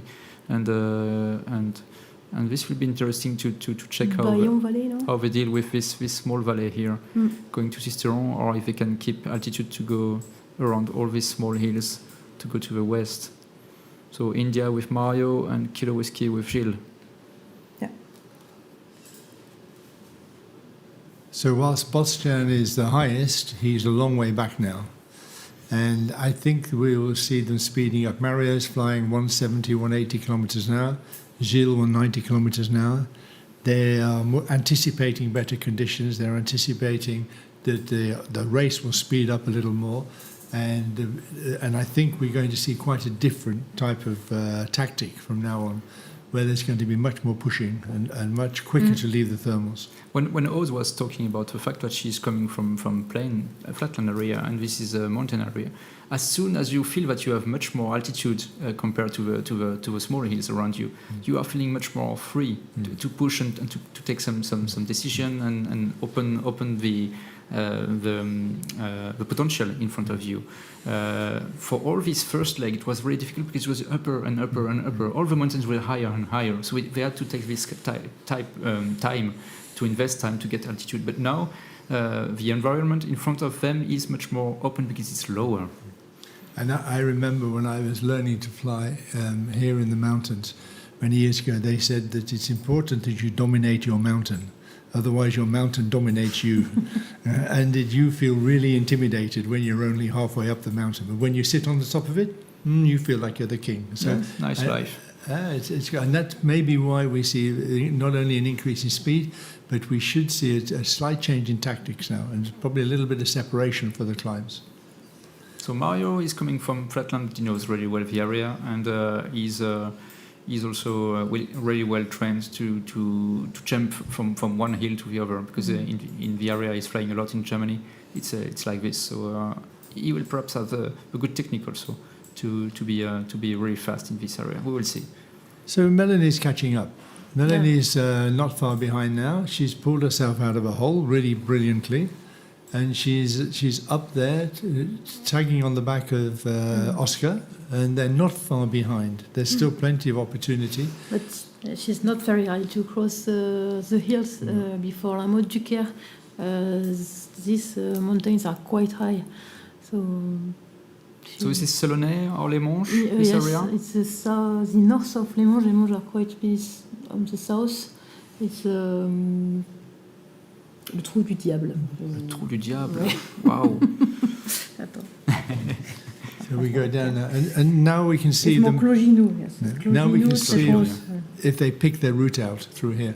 Be nice if we get our camera back again sometime, so we can look out over this area and see what the sky looks like. So the ground is not really organized here. You can see that the mountains are a bit messy, and but I think it's okay for today because it's quite unstable. So they will help to get a bit of thermals. So let's see the reality now. Yeah, so we're looking round still from the same area, but we can see there's plenty of energy, plenty of sunshine. Yeah. That's a good thing. Looking back down Barcelonnette, I think, and then well, maybe we're not. Losing signal, yeah. We lost him when we need. Sky looks promising, not perfect, but promising, and will be interesting to check Mr. India. Where is he? Sylvain's finally climbed up, and he's back in the race. And Tango Lima, Louis, it seems to have gone off in quite a different direction. Don't understand quite why he's gone down there, but I'm sure he's got a good reason. Yeah, perhaps he used the engine. Maybe he got low. Yeah, perhaps he used the engine. But India is still pushing on the leading, and is going to what we call Malop, I think. And we have Kilo Whiskey now. Right. And Kilo Whiskey is chasing, so Gilles Navas. So Mario Kissling heading to Malop. I really enjoy it when I see pilots like Gilles pushing out in front like this. So this is Malop, and then he will perhaps use this or that there to go through to the next turn point. But we know what will happen. There will come just one place. That's all you need, is one thermal that doesn't work properly, one place a bit low, and everybody catches you straight away. Again, start the game again. So difficult to stay out in front. It's really nice to get out in front, but it's so difficult to stay there. And we know that Gilles will have this great experience and great ability to find those lines of energy and to find the lift. It's Mario out in front still. We have Mario has just appeared on. We have data again, but he's not so high. He seems to be quite low now. Yeah, but it's not low for the area. No. Because he's entering now the big white valley of Sisteron and Gap. He will stay in the Sisteron one, but. And so it's really okay, and I think he's just thinking about bouncing on the thermals and the slopes you can see in front of him. But you say it's not very low, but he's got to cross that valley. Yep. And wouldn't it be better to be starting with enough altitude to go straight across? Because he's got to pick it up somewhere. So he might not be low really, but he's still got to. Maybe he's just. This is La Motte Valley. The end of on the left, yes. So we know this is a good place. Yeah. We know that he could well find a really good climb here. I think he can go to the points only by the ridge. But he can go all the way to the turning point, you think, just by the ridges? Which one? It's possible. It's not my favorite choice, but it's possible. There is always this question about what is the good altitude you can use with the maximum energy on the slopes and where to find the thermals. And I think Mario is in this type of flight for now. He's okay, I want to be just close to the top of a ridge, so I don't have to wait and climb in an area where I will be so high above the ridge after. So let's use the maximum part of the ridge. What's this called? There's the beautiful crescent-shaped mountain in the centre of the valley. Cirrus. Yeah. We will see on the third leg when we do Orpia. They will go, I think, a bit to the left, perhaps. And we know this can work quite low down. It is, yeah. You can push quite low on this, but you still need to go somewhere when you get to the end of it. That's it. You can arrive low, but you want to leave high. You can enjoy to be low all day long on it, but then you have to cross something because it's a race, so you can't stay there. And it looks like Mario's choosing that route. For now, no, I think he's going to what we call Crête de Sel, and perhaps Saint-Genis, if he thinks he's high enough to go to Saint-Genis direct, and then he will jump to a turn point of Opia. So yeah, India, 1,800. So he's maintaining his altitude. So obviously the slopes are working okay. I would say okay, but we will see if he's comfortable enough to jump to the next one now, because a valley is a valley.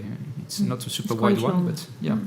And we've got quite a group behind now with Sebastian and Catherine and Werner and Marius together. This is a little group on its own, which would probably be quite quick. I would think they would work well together. And it seems that Sebastian has made quite a good job of catching up in the last few kilometers. Because in the Baslet Valley he dropped behind a little bit, but he's caught most of that back.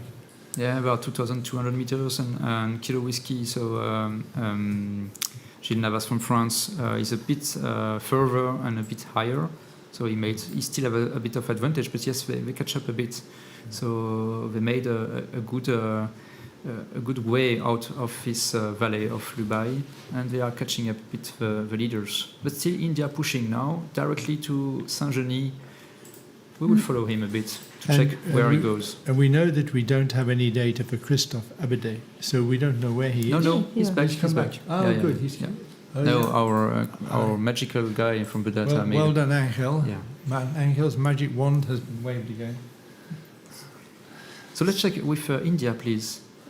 At what altitude he will be when he reached this area of the slope of Saint-Genis? Yeah, he go to Crête de Sel first. Let's go close, very close behind. Yeah. And we can watch him coming in. 1,700. Yeah, less and less energy. Yeah. Not so easy life for the pilots today. But he should find good energy along here. Yeah, but the problem is you can see that there is a gap in between two slopes every time. So if you need to have this just extra little amount of altitude and energy to be sure that you will not have a problem, then you have to wait and climb and stop the race for a while. So yeah, it's not so easy. Not so easy. Can we write in so we can watch what happens when he arrives at the mountain? And we can see if he turns or if he just runs along the edge of it all the way. Thank you, that's good. So if he's coming over the top, it would indicate there's cumulus on the top and he's going to look for the climb. If he comes onto the face, he's looking for a little bit of wind lift, a little bit of valley breeze. And he seems to be quite deliberate in where he's going. He's heading straight into the bowl. So maybe he's got his eye on a nice little cumulus sitting on the top of that he's going to take. 1,550 meters. Difficult to express how tense these moments are in the cockpit. Because you're sitting in the cockpit and you know this is a really critical moment. Yeah, it's a key point. You've got to find that good thermal. And if you do, you feel really, really good. And we can see already he's beginning to get some positive air. He's optimistic. He's not taking that. He's pushing on. And Mario is very experienced. He's very cool. He flies a lot. So he won't be feeling too nervous yet, but he will have a higher tension rate, a higher heart rate than normal. Not because of his altitude, but because he needs to get that climb. Yeah. This will be the biggest problem for him, because he knows that if he's missing perhaps just 50 or 100 meters, it's enough to have a big trouble in the next 10 minutes. So the positive thing is he reached this slope at 1,500 and he's already 1,600, but not so happy. And I think he will go direct to Saint-Genis now. And the further down the slope he gets, the more it's masked by the Saint-Genis, so the less chance of getting a really strong climb. The corner should be the best place. Yeah, he's running for it. So what height will he arrive? He's only 1.5 now. He'll arrive on Saint-Genis at 1.3. Not high. Yeah, it won't high. be that comfortable now. So again, it's not a problem for safety at all, but he will have much less possibilities to make some choices. It's all about options.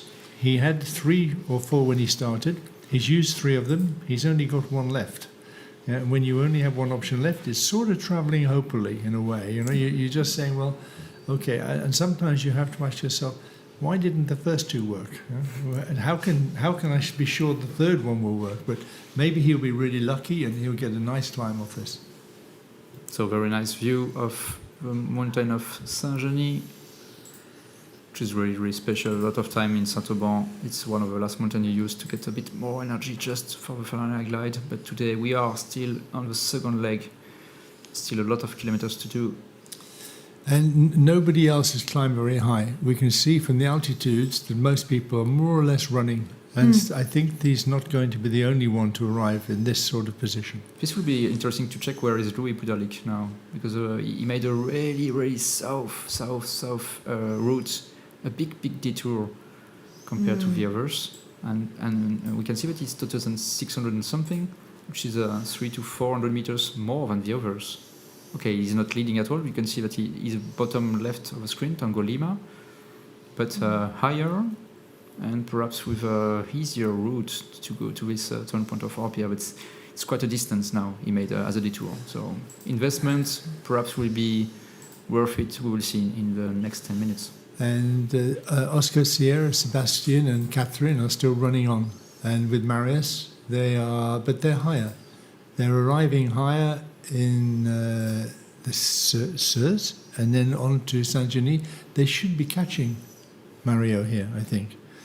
So this is Crête de Sel and Seus. This Crête de Sel and Saint-Genis, sorry. Seus is a bit north towards Pic de Bure. And this is Saint-Genis we're coming on now. Yes, yeah. So India, Mario is on Saint-Genis and looking for something. Is catching. And Gilles is catching with Sébastien Cawa, Oscar Sierra. They are catching together. Also direct to Saint-Genis. And Mario is 1,500 compared to Gilles, who is 1,900. And Sébastien is a bit below and behind. But we can say this is the chasing leading group. And if they get a good climb here, they'll pull away, I think. Because Mario's climbing now. Yeah, once the guys flying with a lot of confidence pull away, it's difficult to catch them up again. And what's Mario's rate of climb? We should check that and see what India is doing. He's not so well. Yeah. He's hardly got a strong, happy climb. And he's close to the turn point, but again, it's a small gap. It's not a super wide valley, but you have to cross it. But you can't keep going on and on and on. No. Eventually, you have to get some altitude. Somewhere, sometime. But we saw in the Citroën Sailplane Grand Prix how they could fly very low on these ridges. They could go on and on and on, but it was different. Complete different weather with a lot of wind from the north and from the south. Today it's a weak wind, and if the sun is not here, the local wind is also a bit broken. And so I was talking to René Vidal 2 days ago, and I told him no sun, and then the machine is broken. So the local machine, this kind of big diesel machine, which is making wind, local wind, is completely broken because we need the sun. We need the sun always. You need the energy, the power. Yeah. So we are with Sébastien, Saint-Genis, Kilo Whiskey, Mr. Gilles Navas, from France, heading a bit higher. Is it working? Yeah. Oh, yeah. Whoa. Yeah, so now we can see. It's quite low, the club. No, it's not very high. Huh. They don't need to climb a lot. They would like to, but they can't. Yeah. The plafond, the ceiling is a bit low today. So it's restricted a bit the options we can have. Where are we exactly now? I think it's Pic de Bure to the north. Yeah. It's and Saint-Genis is to the left. Yeah. No, it's Cap City on the bottom left of the screen, just left of the nose of the aircraft. Yeah. So even though we said, or may I correct that, you said that it doesn't matter if you're only this altitude, actually it's tricky. Because you can't get much altitude and you have to trickle along. So it may be Mario is not taking too much risk. He knows that everybody is going to have to get low to climb away, and they expect to climb in thermals which are not so strong, not typical mountain thermals. And he keeps going. Keeps going. He's gone on again. Yeah, so Kilo Whiskey, Gilles Navas and Oscar Sierra, Sebastian Kawa, they are together climbing. Okay, Sebastian's climbing well, and maybe Kilo Whiskey is climbing well. Yeah, and India, Mario Kisling is heading to a turn point. Ooh, Mario, there's a good one behind you. And Gilles is now at 2,100 meters, and Mario's only 1,600 and heading into the turn. There's getting to be quite a big difference between them now. Yeah. Mario does need that little bit of luck. He does need that one really good climb to pull him back up again. It's Victor and Golf Tango, so Thilo Hollighaus from Germany and Thomas Kostner, from Italy. They are reaching also this Saint-Genis, but much lower, 1,500. So a bit like Mario was. And perhaps we want to get more energy. So yeah. So Mario, top left of the screen, heading to a turn point, and then you have Kilo Whiskey, Gilles Navas from France with Sebastian Kawa from Poland, who are the and Marius doing his own thing, going quite a different way to everybody else. In Mike 7, he's similar altitude, but he's chosen not to take the route over Saint-Genis, which is a bit strange. But maybe he can see something. We saw in the picture low cumulus. It could be there's a convergence line, and it could be some low cumulus there. So who knows? And perhaps he wants to reach this well-known area. You can see, if you followed 9 years ago the Grand Prix of Sisteron, this slope is really well-known because it's called Chabre. And if you have a bit of wind and sun on Chabre, perhaps it would be a good way for Marius in Mike 7 to go direct, because he's quite a lot of altitude, 2,100, so it's safe to go there. So maybe, Benji, could explain to us why a north-facing slope on a day with south wind would be a good place to go. I think you have to be over the region. Marius has very little experience in the mountains. He can only work on the theory of it, how it should work, not on local knowledge. And he's heading for this. It can only be there's cumulus on top. It can only be that he can see a line of cumulus that will take him into the turning point. You can see that all the northwest part of this slope is on the shade, because the sun is coming from this area. Yeah. So from the beginning of the day, early in the day, this side of the slope is with heating and heating and heating. So perhaps you have some nice conditions there, and he wants to just arrive at the right altitude and then find a thermal somewhere with cumulus. But we will see. So we're having a little bit of fun here because we have a simultaneous transmission in French. And the simultaneous transmission in French goes out on the French Gliding channel and the French Gliding website. And Eric Napoleon and Aude Grangeray are the commentators on this channel, but they use the same information we get. They now have to guess what Benj was drawing. So it'll be quite interesting afterwards to see if they guessed it correctly and they had the same story. So, okay, next time I do a happy face. But yeah, Mike 7 on the left of the screen will be really interesting to follow Marius Pluskokas from Lithuania. And then we have the leader, obviously, with India, I think really close to a turn point. Okay, that are coming back. 1,809. He's climbing super fast. Who? Mario? Mario, yeah. So he made perhaps a good decision. A chasing group of a leader, Kilo Whiskey, so Gilles Navas from France, and Oscar Sierra, Mr. Number 1, Mr. Kawa from Poland. And they are also with a good altitude, I think, 2,300 meters, something like this. Yep, correct. And then there is a pack behind, which is making time to invest and get more energy, more altitude before crossing, like Gilles and Sebastian, to the next turn point. And from what we saw in the last live picture, it looks like the cloud base is only 2,200, 2,300 meters, something like that. So these guys are almost at cloud base now. But we know how variable that can be. You can have one spot where suddenly you find one cumulus is 300-400 meters higher than elsewhere. And on a day like this, it surely pays to take that. And Mario is coming into the turn. Maybe we can just look down and see what happens to the 4 guys approaching the turn now. They're getting pretty close. So you know the place, Aude or Pierre? Yeah, I know very well the place. You do some hiking or? Yes, I'm hiking and I'm working with with the city of Orpia in my job. So Okay. I'm So you- really often go to Orpia. You manage just Orpia, or you are part of the management of other cities around? No, I'm working for the Hautes Alpes department. Okay. So I'm working in Gap, and we are going very often in this valley. So it's a very nice valley. So it's So Mike Seven's got Yeah, good thermal a now. very good thermal. Yeah, he's a little behind, but he's probably caught up on his previous position. yeah, good job from Marius. Yeah, Mario's done really well. And Good job India. from Mario. Wow, 2,400 meters now, in a complete different position. Also for the brain, because you are much feeling much more comfortable in the cockpit. And he can see the route out. He now has much more information about how to pick his route out than he had before. Yeah, the life compared to 1,600 when you are in 2,300 in this area is completely different. But the chasing group of a leader with Gilles Navas and Sébastien Cawa, they are not so far away, and they are also in good position, 2,150 meters, which is good. So we will go direct to a turn point. So a nice leading group there. Mario, Gilles, Sébastien, and Marius. So from Lithuania. does Mario come out of the turning point in exactly the same way he went in, or does he take the South Ridge route?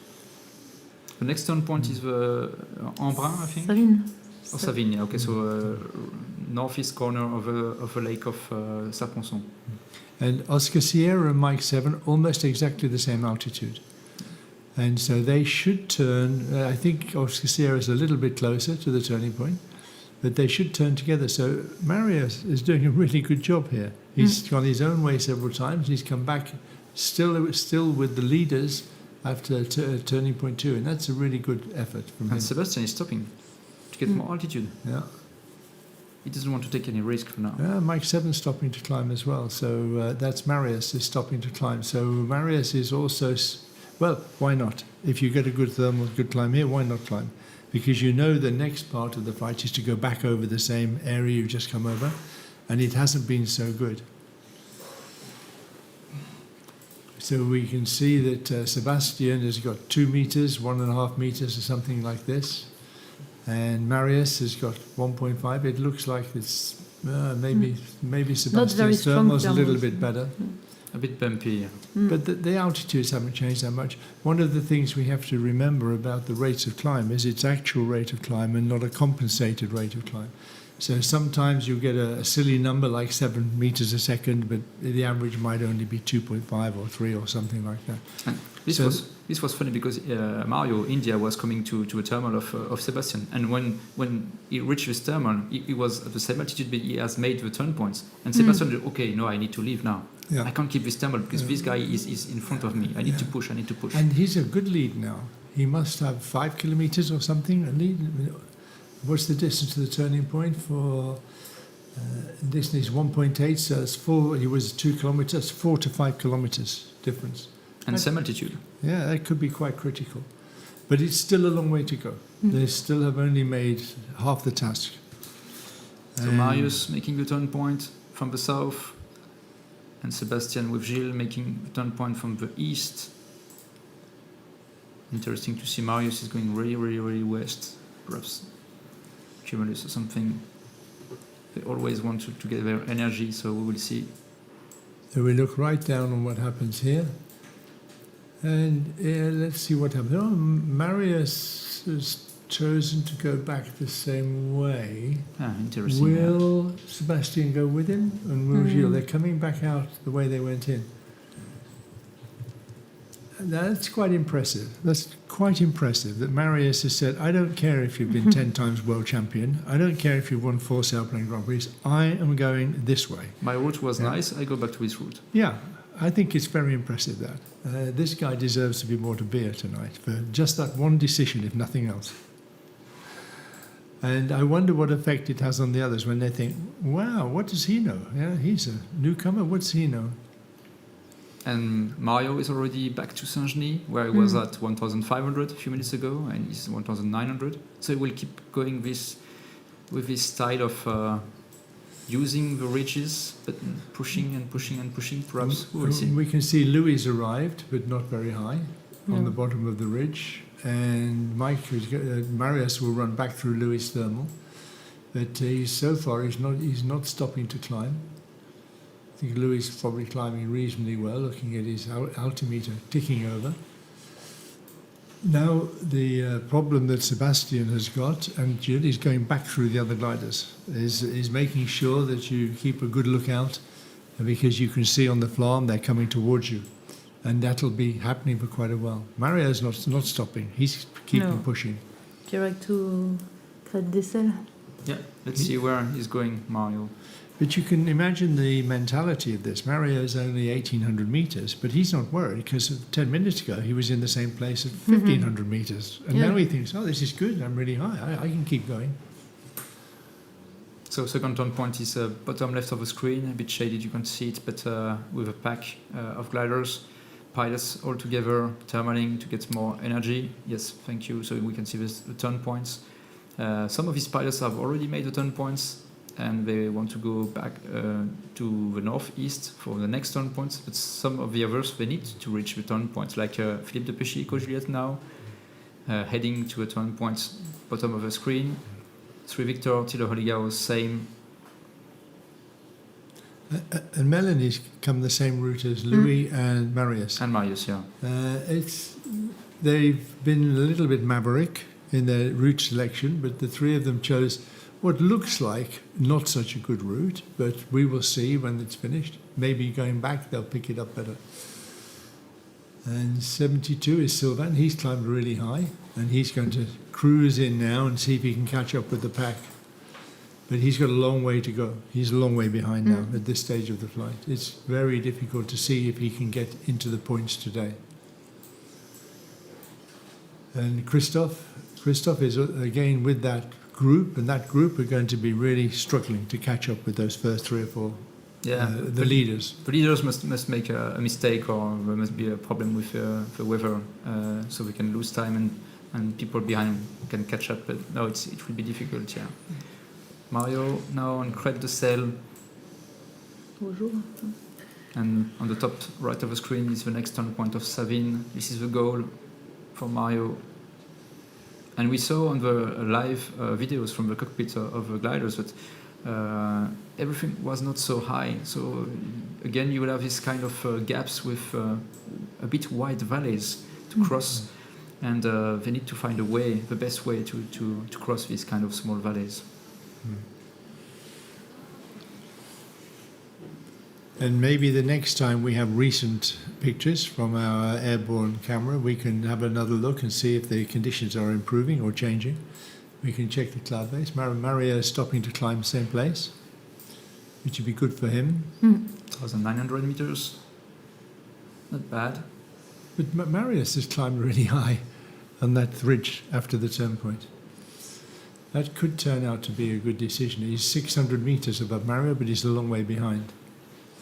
Sebastian's done well. He's up at 2,400, and Gilles, yeah, great job. And catching he and Gilles, they're doing really well now on that route. Great job. They'll probably arrive not very far below Mario.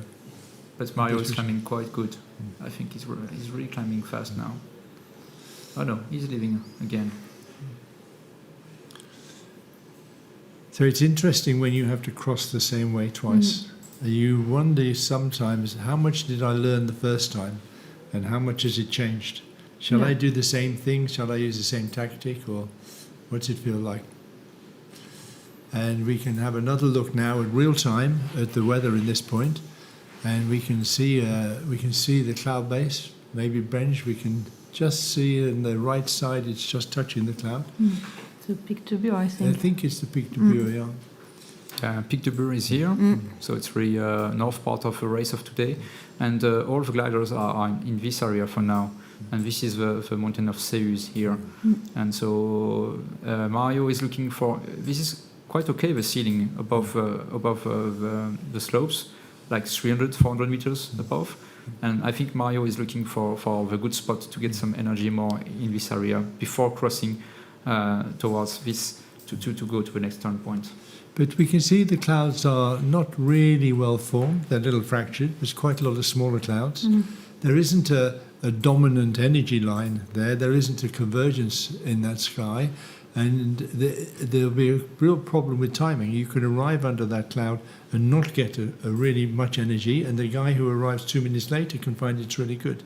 And it's going to be cycling or pulsing, and that will have quite an effect. But Mario, I think, is the sort of guy who takes his luck with him. And he takes his luck under the cloud and throws it out the window, poof, up it comes.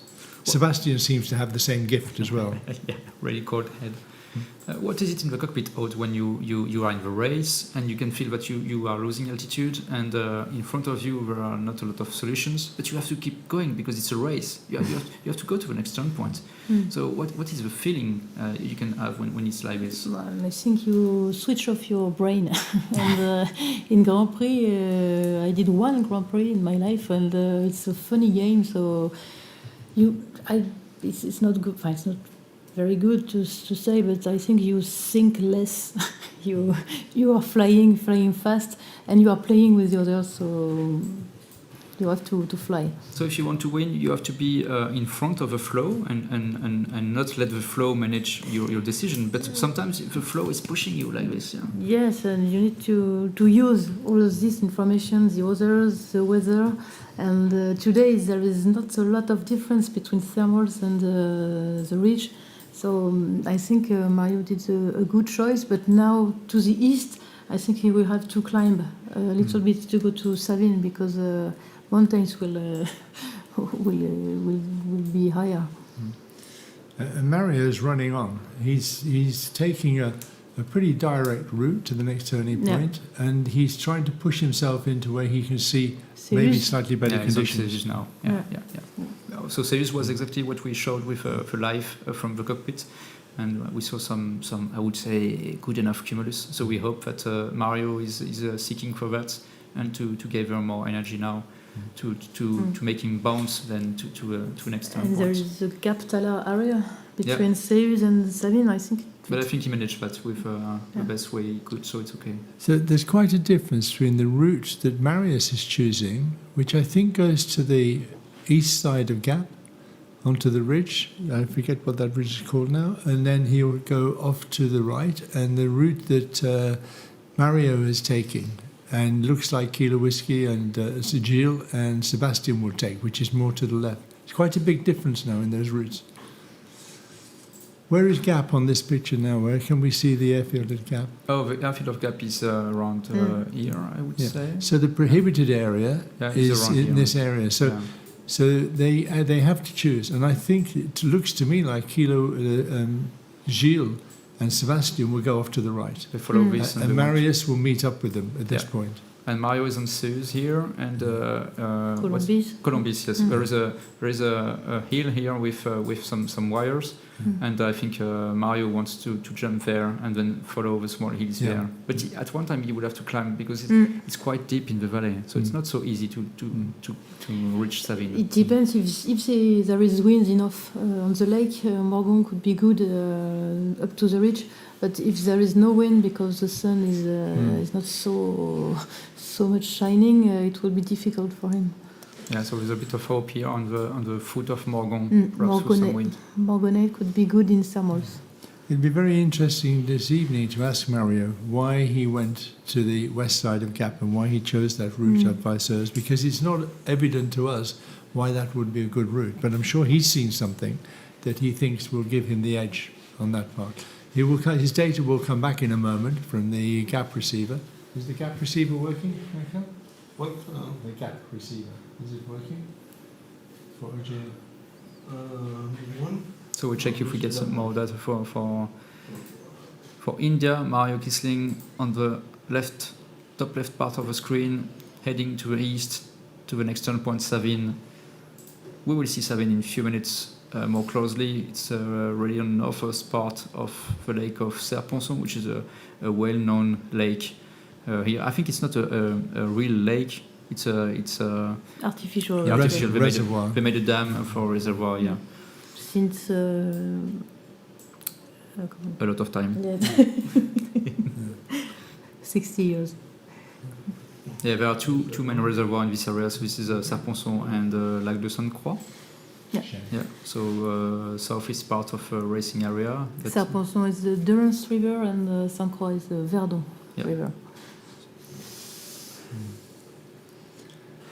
And it seems So that for Marius and Gilles and Sébastien are together. which is good. Are going very fast. Really good and good move from Marius to be there today, first day, spot on. And Mario is coming back with data, but not so high, 1,800. And Max has got high now, and Philippe. What's happened to Max and Philippe in Echo Juliet and Lima Bravo? Are they with this pack, or it's difficult to see who's in it? I think they made the turn points a few minutes ago. Yeah, they are just east of a turn point now and heading to a turn point of Savine. Yeah.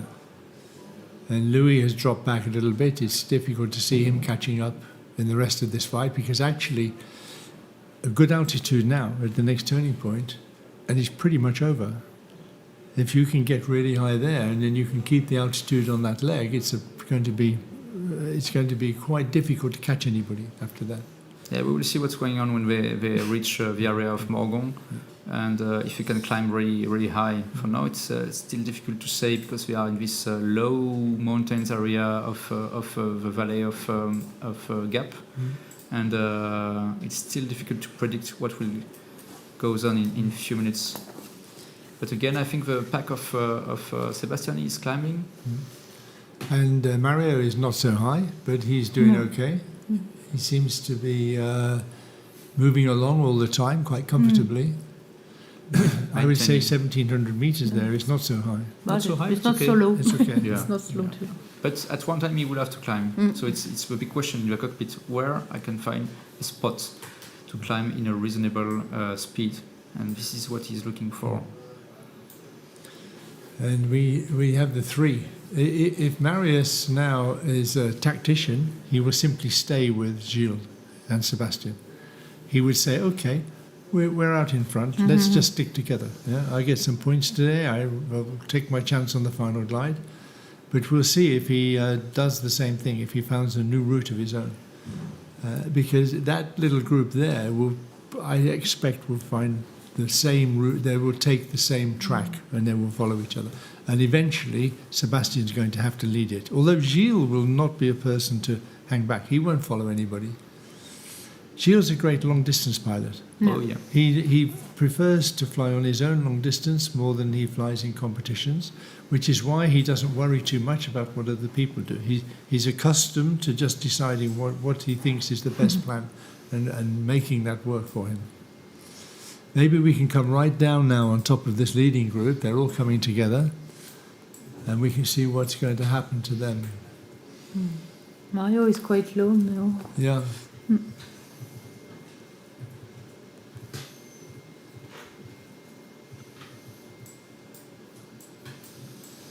And what's this mountain called that's running alongside Gap now? Malope. Malope and Tête du Boursier. The surface part is Malope, and then you follow these lines and it goes to Tête du Boursier.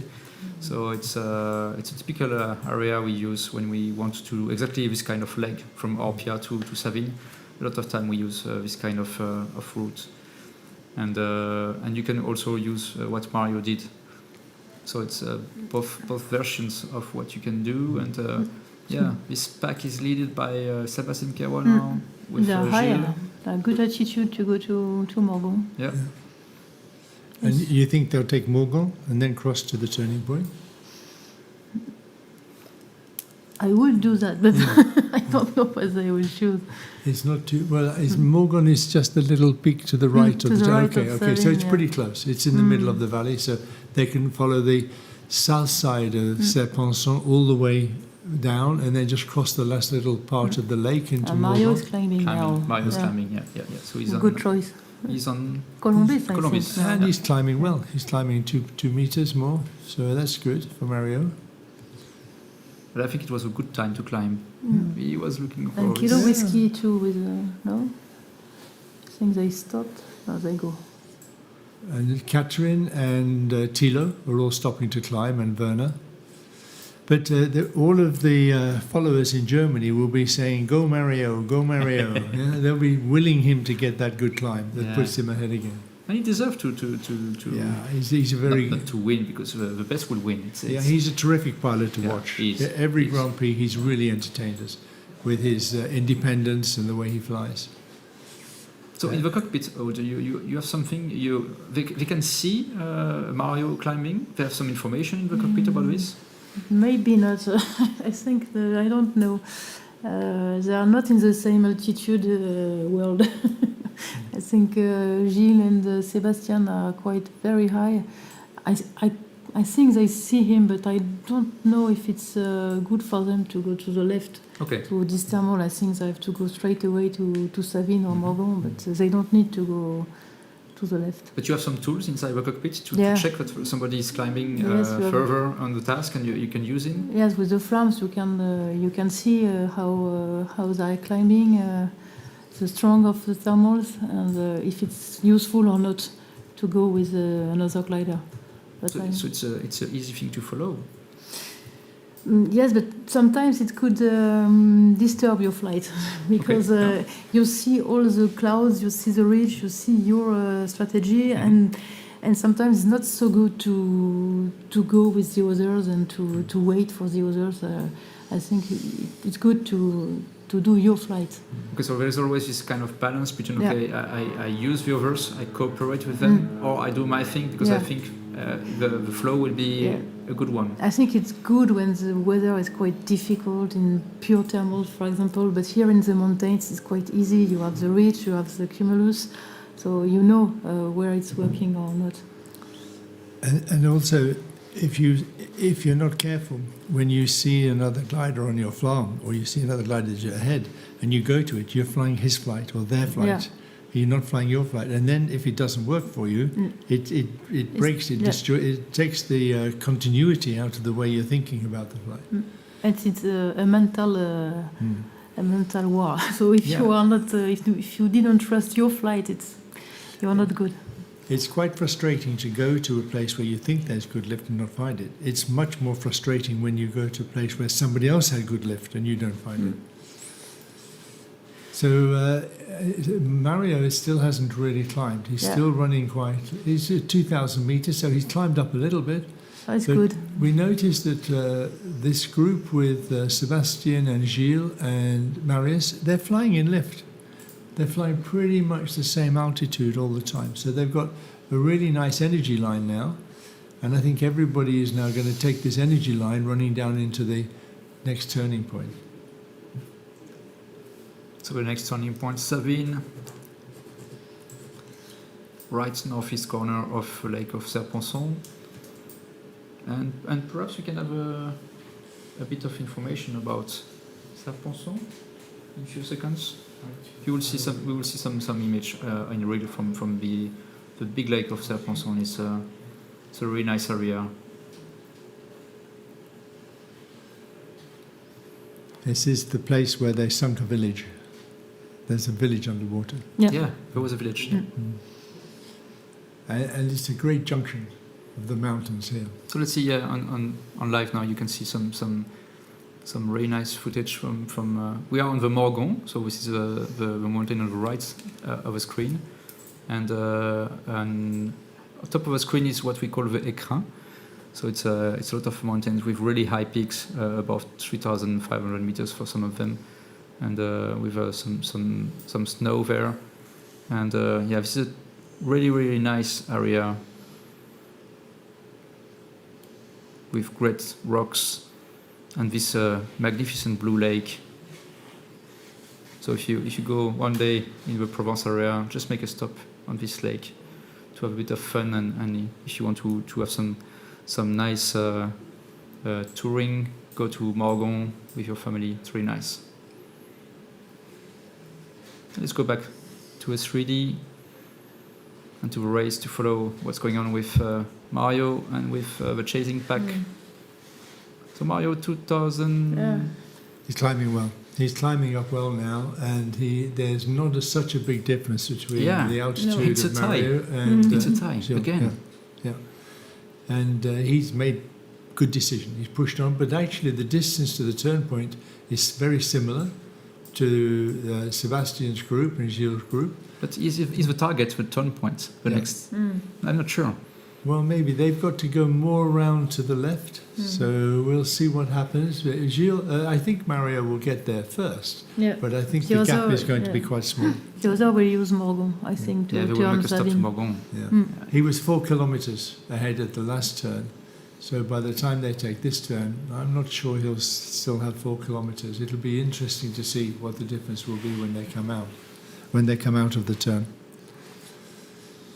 So Mario will perhaps go head-on to a turn point. And then direct to Chabrière, I think. Yeah, because the next turn point, it's always this kind of gymnastic also to think about. You have to think about the current turn point, and also after this turn point there is another one, and this another one is to the west, close to Pic de Bure.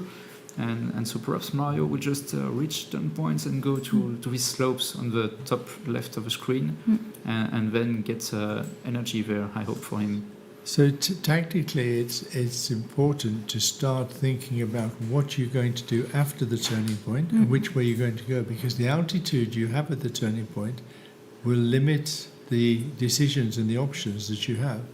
So if you have the opportunity to get the altitude before then, you need to decide, do I need to do this, or will I be in a good position if I can turn lower? And the chasing pack will perhaps make a stop here on Morgon before going there, and then obviously we will see if they are jumping to the same path as India with Mario, but we will see. It's a good strategy, I think, for Mario. The only thing he has to think about now is keeping the altitude to reach the next slope after the turn point at the good altitude. Always. So we'll see how he will deal with this, and if a chasing group with Marius Buskoukas and Sébastien Kawa on the screen, right part of the screen, if they are catching up Mario after the turn point. And you can see Mario's symbol just over the turn point line. It's shaded because we don't have so much data. When the symbol is bright, like we can see Oscar Sierra symbol, it means we have full data. So it's being updated every second. Mario's is probably only being updated every 5 or 10 seconds. So it's in a shaded color to tell us that. But nevertheless, we've still got the data and we've still got the altitude. We will have to ask Mario to fly higher next time. Yeah, so we can see more of him. But I think it's a good choice because very often in the middle of the lake it's quite stable, so he's not losing a lot of altitude to go there. And Marius is making a tremendous job. Yeah. He made the job all day long. Marius is remarkable. Yeah. He's actually gone in front of Sebastian. Yeah. And we were talking about this earlier. What do? You're flying your first ever World Grand Prix final, your first World Championship, only one Grand Prix before, and you're flying with somebody like Sebastian. You sit behind him if you really want to learn. But he's such an independent guy. He said, no, I think I'll get ahead of this guy. I think I'm going to push it a bit. What's all this stuff about multi-world champions? I mean, just let's go. And he's the youngest. He's the youngest by a long way of any of the pilots here. So it's very interesting to see him flying. And Mario is reaching the turn points, and they will be all the same altitude or something like this, because we have poor data, but still altitude is quite correct normally.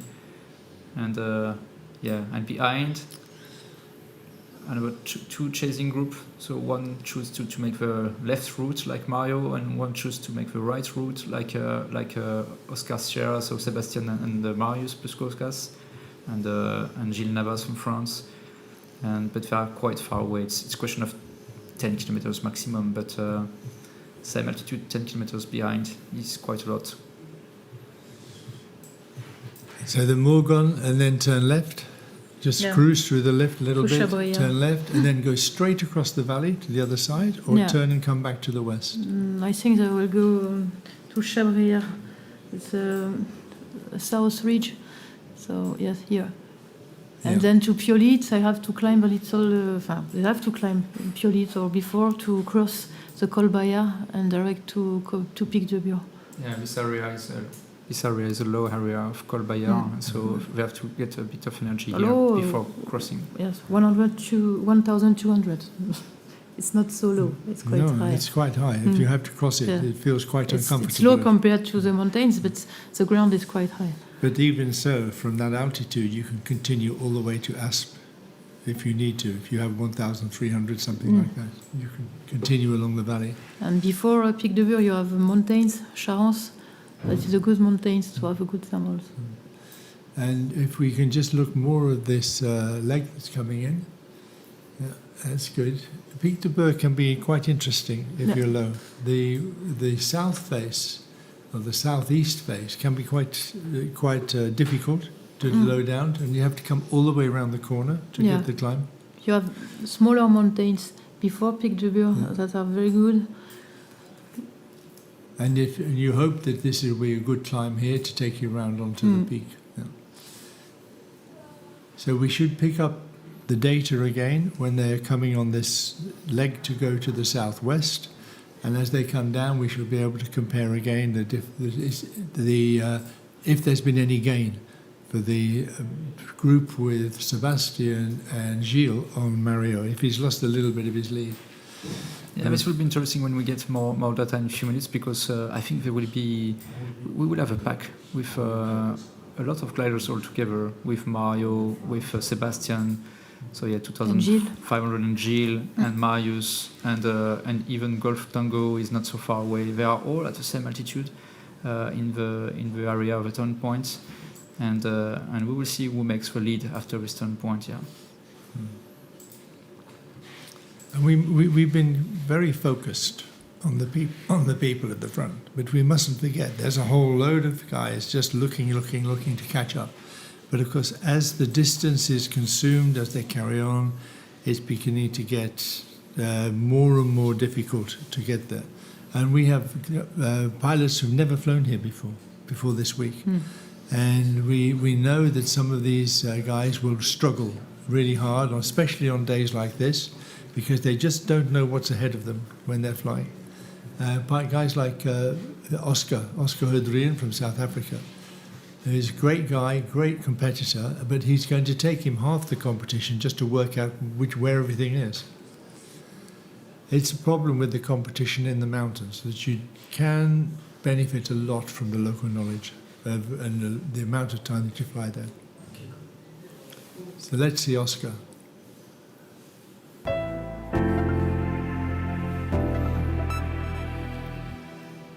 Good morning, my name is Aude Grangeray. I'm from South Africa. I'm flying a JS3 in this contest. It's my first time flying in the Southern Alps. I love it very much. It's very enjoyable. It's a new experience, and hopefully I will do well. We're all here to win. We're all very competitive. And if we make the right choices, or if I make the right choices, then yes, I have a good chance to be on the podium or even win.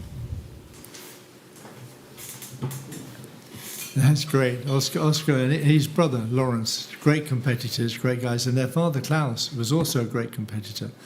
And it's a big gliding family in South Africa. And it's really nice to see that with all the COVID restrictions and all the other issues, he's managed to find his way here. Visas and tests and vaccinations and getting a glider and everything else. It's taken a big struggle to have the courage to come to fly in a place he's never been to before, in a major competition like this. Yeah, I think he was interviewed by Claire this morning, and they talked a bit about the fact that he does not know the area, and he's in this kind of learning curves.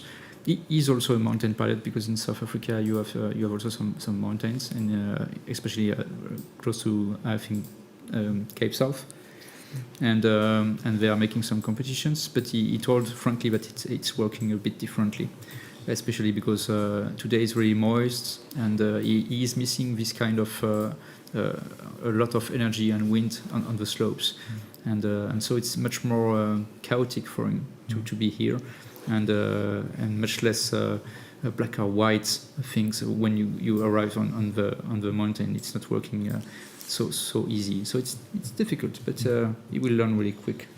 And if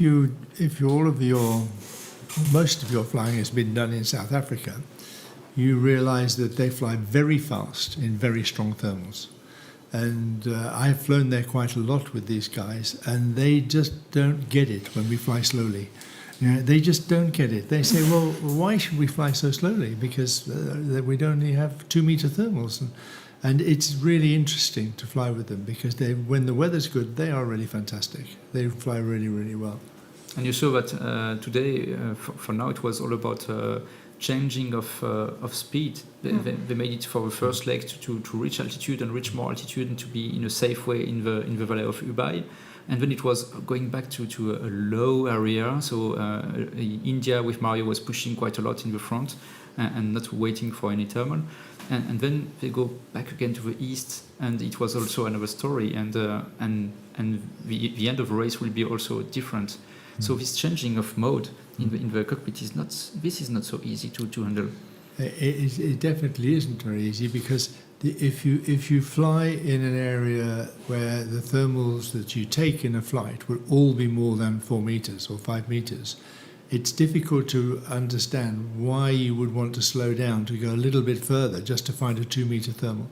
And they're very good in the weak conditions, but only when they've been flying for a while and they've changed their philosophy, they've changed their climate, and after a few days of flying, they start to get into it and they start to understand it. We will have a nice view of our probe gliders in the air with the camera, and he's on one of the goal of today. This is, I think, Pic de Bure. So this is live from the cockpit. It's good, Aude? Yes, I think the cloud base is about 2,900 or 3,000, so it's very good for the Pic de Bure today. And it seems to climb very well too. 3,000 is enough to go home? Oh yes, no problem. Really fast. No problem at all with our GS3. It's too much, I think. So I think they don't climb to 3,000. They don't need to. So this is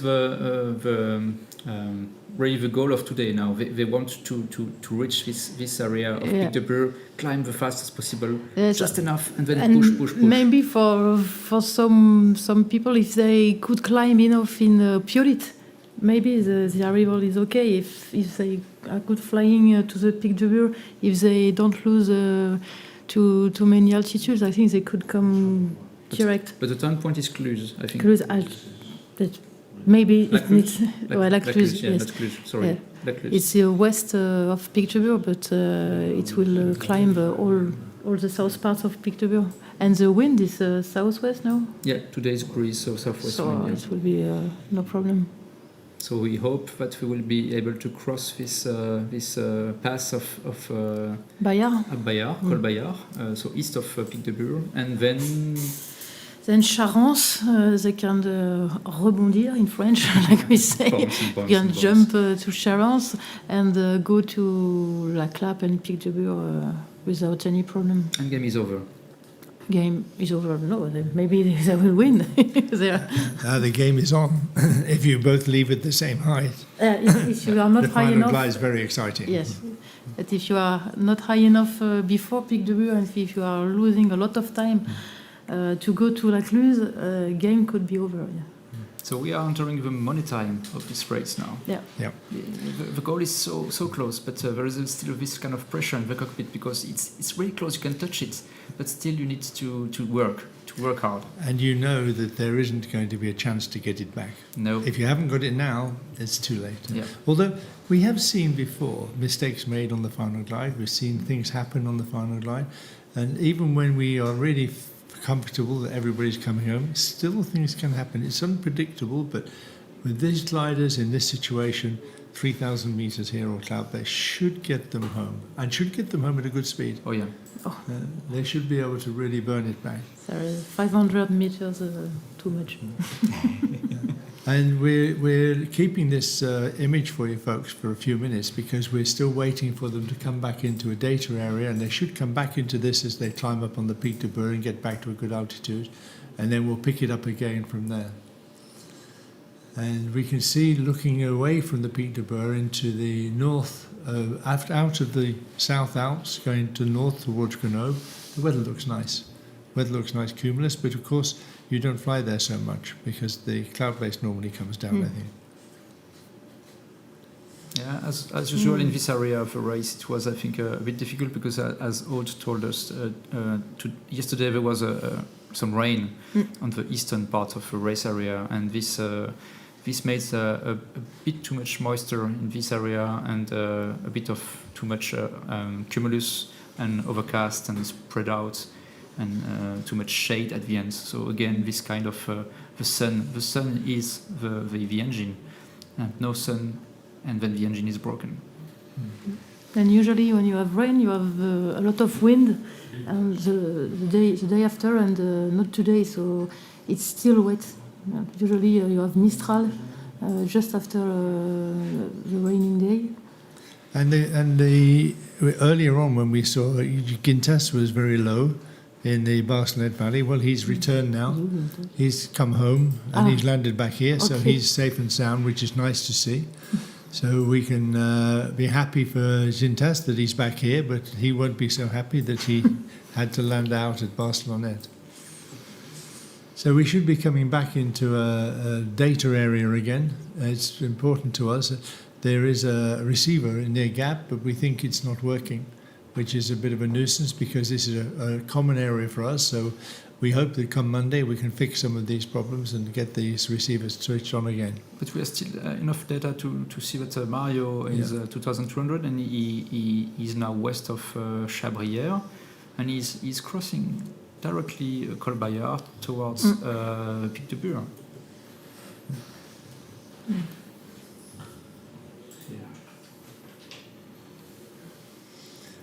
So he's running on. He's not climbed to the altitude we were talking about. He's not taken 3,000 meters.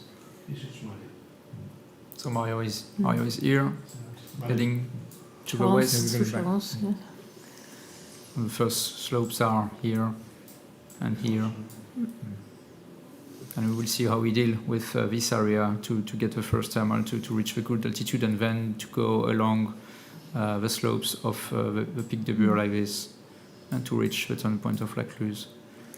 So maybe, Benj, just to help orientate us, where is the airfield of As-sur-Bouche in this?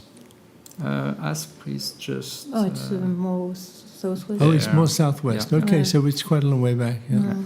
So this turning point is still quite high. It's still good altitude in the mountain. It's still quite high up. Yes.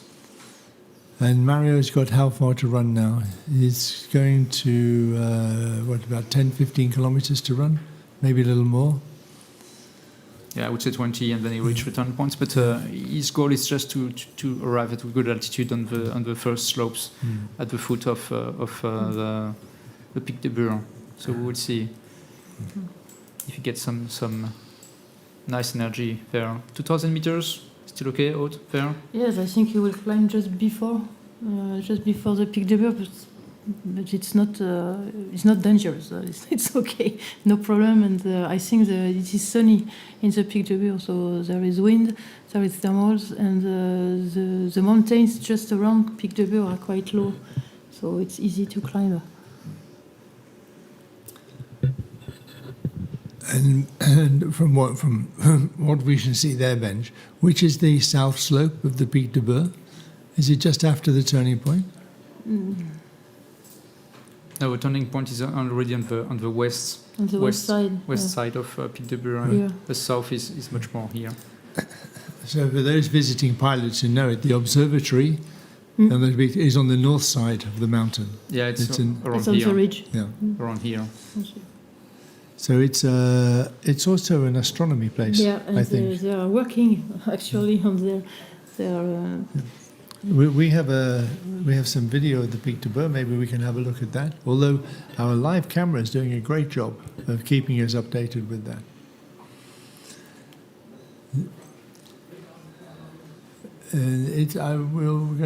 We're all going to be surprised at what happens when we get all the data back to see if there's been any switching around. But let's have a view on the Pic de Bure with observatory. Yep, we are now on. on the Pic de Bure. And you can see already on the top left of the screen there are some installations, which are this observatory with big antennas. And they are moving on rails. Yeah, they are moving on rails. They are orientating. So they have some research projects with a lot of other observatories around the world to gather like big amount of data to make some research for space. And this is the beginning of the west part of the slopes of Pic de Bure. And the turn point will be just top left of the screen, yeah, in this big valley. And we hope that the pilots will enjoy a lot this view, because it's really impressive. And we are pretty sure that Mario is probably 15 or 20 kilometers ahead of Sebastian at the time, but we're not sure of the altitude difference. Yeah, I would say a bit less, but yeah. We will have to take a refresher on this when they come back into live. It's surprising that we've lost it for so long, so let's go back and look at the live picture again. Our trusty cameraman is still sitting at the top of Pic de Bure very nicely. Thank you very much. I think you want to enjoy the race, because you will see the guys coming at the bottom. You should see them. In fact, if we're really lucky, we might see somebody climb up there with him. Yeah, we have a new cameraman now. But it seems to be promising. It seems that, okay, perhaps it will be a bit of time investing when you are at the bottom, at the footer of this area. And then it's really great condition at the top, and then it's just straight on to finish and go home. Yes, yeah, we perhaps will see Mario in a few seconds at the bottom of this area. We will see.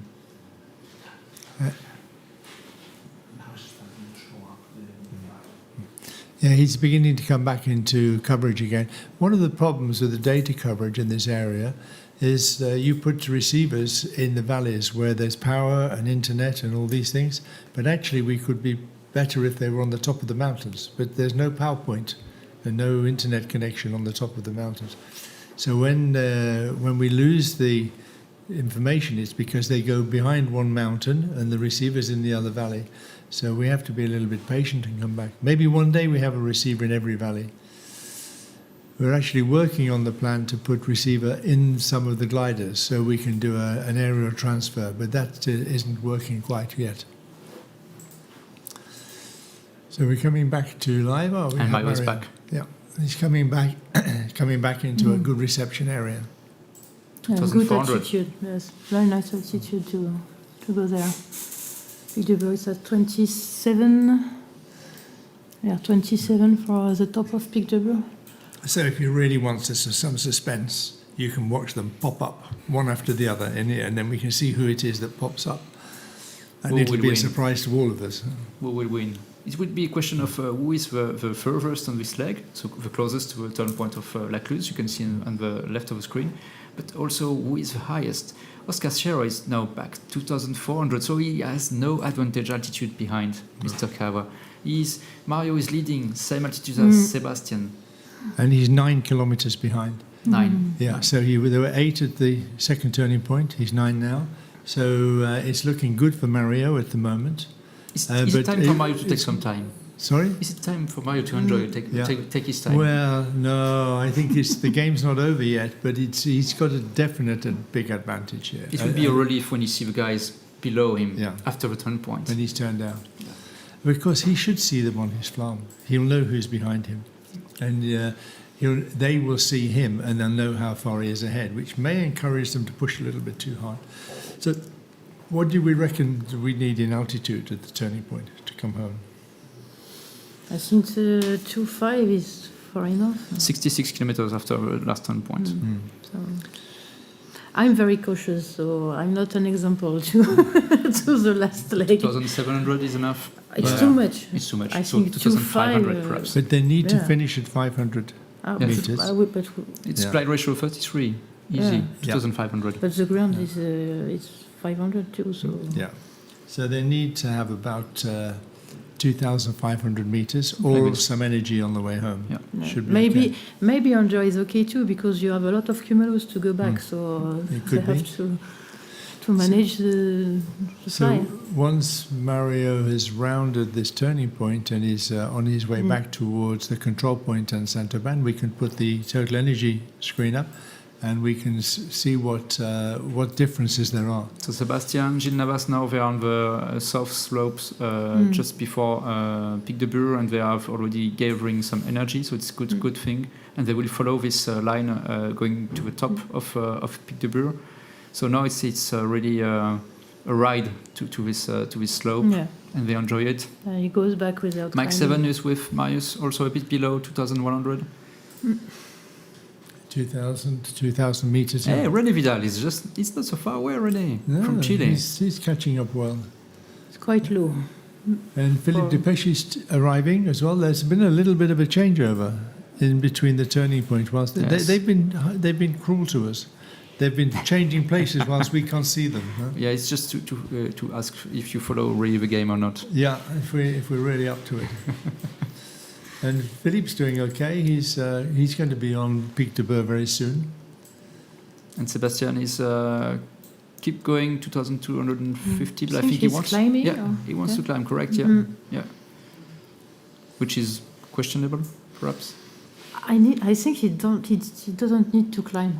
With all the cumulus on the road to Saint-Aubin. The question is also, perhaps he knows that it's impossible to win today. Yep. But now he has to take care about who will be the second place. Yep.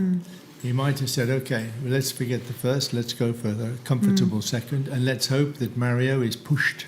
Let's hope that Mario is pushed into making it a little bit marginal. Mistake. And something happens on the way back. It's a good tactic.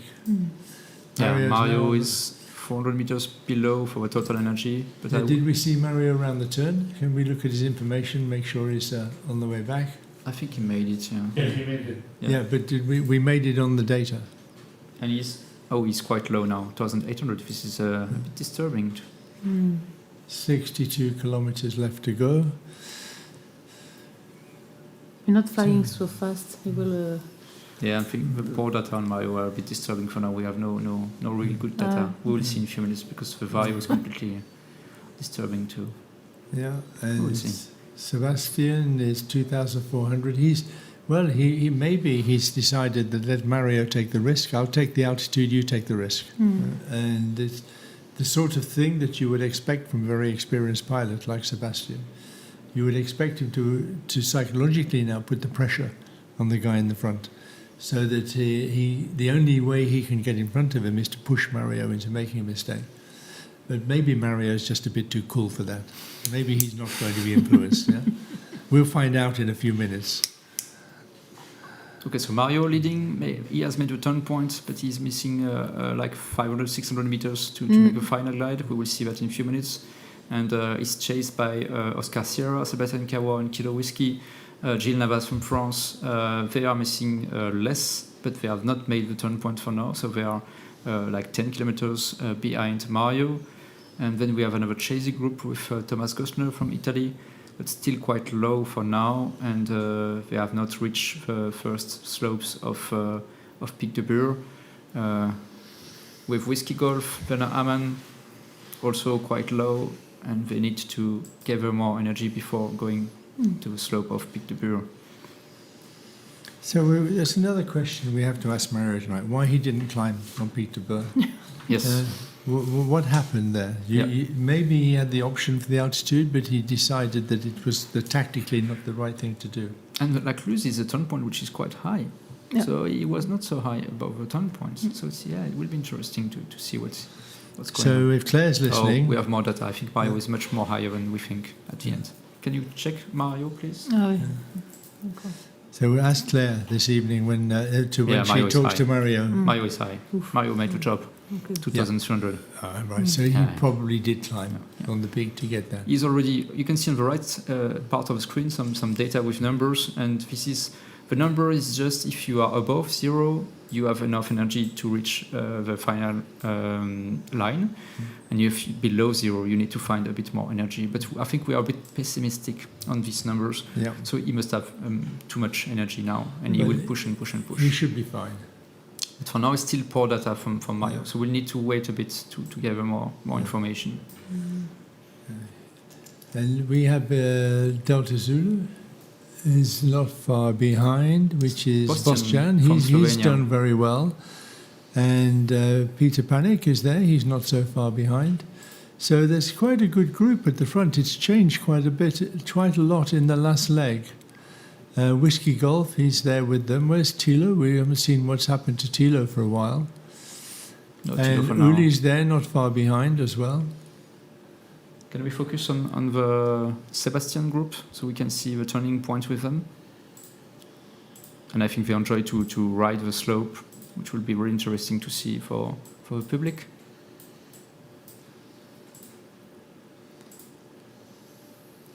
Yeah, great view coming from Sebastian.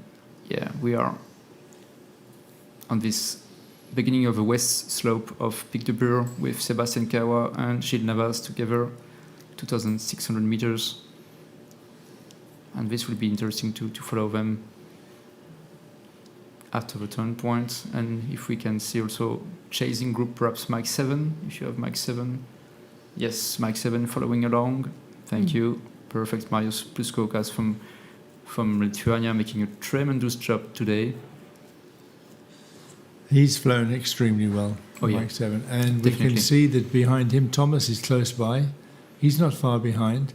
And he's going to be very happy with this performance today on the first day.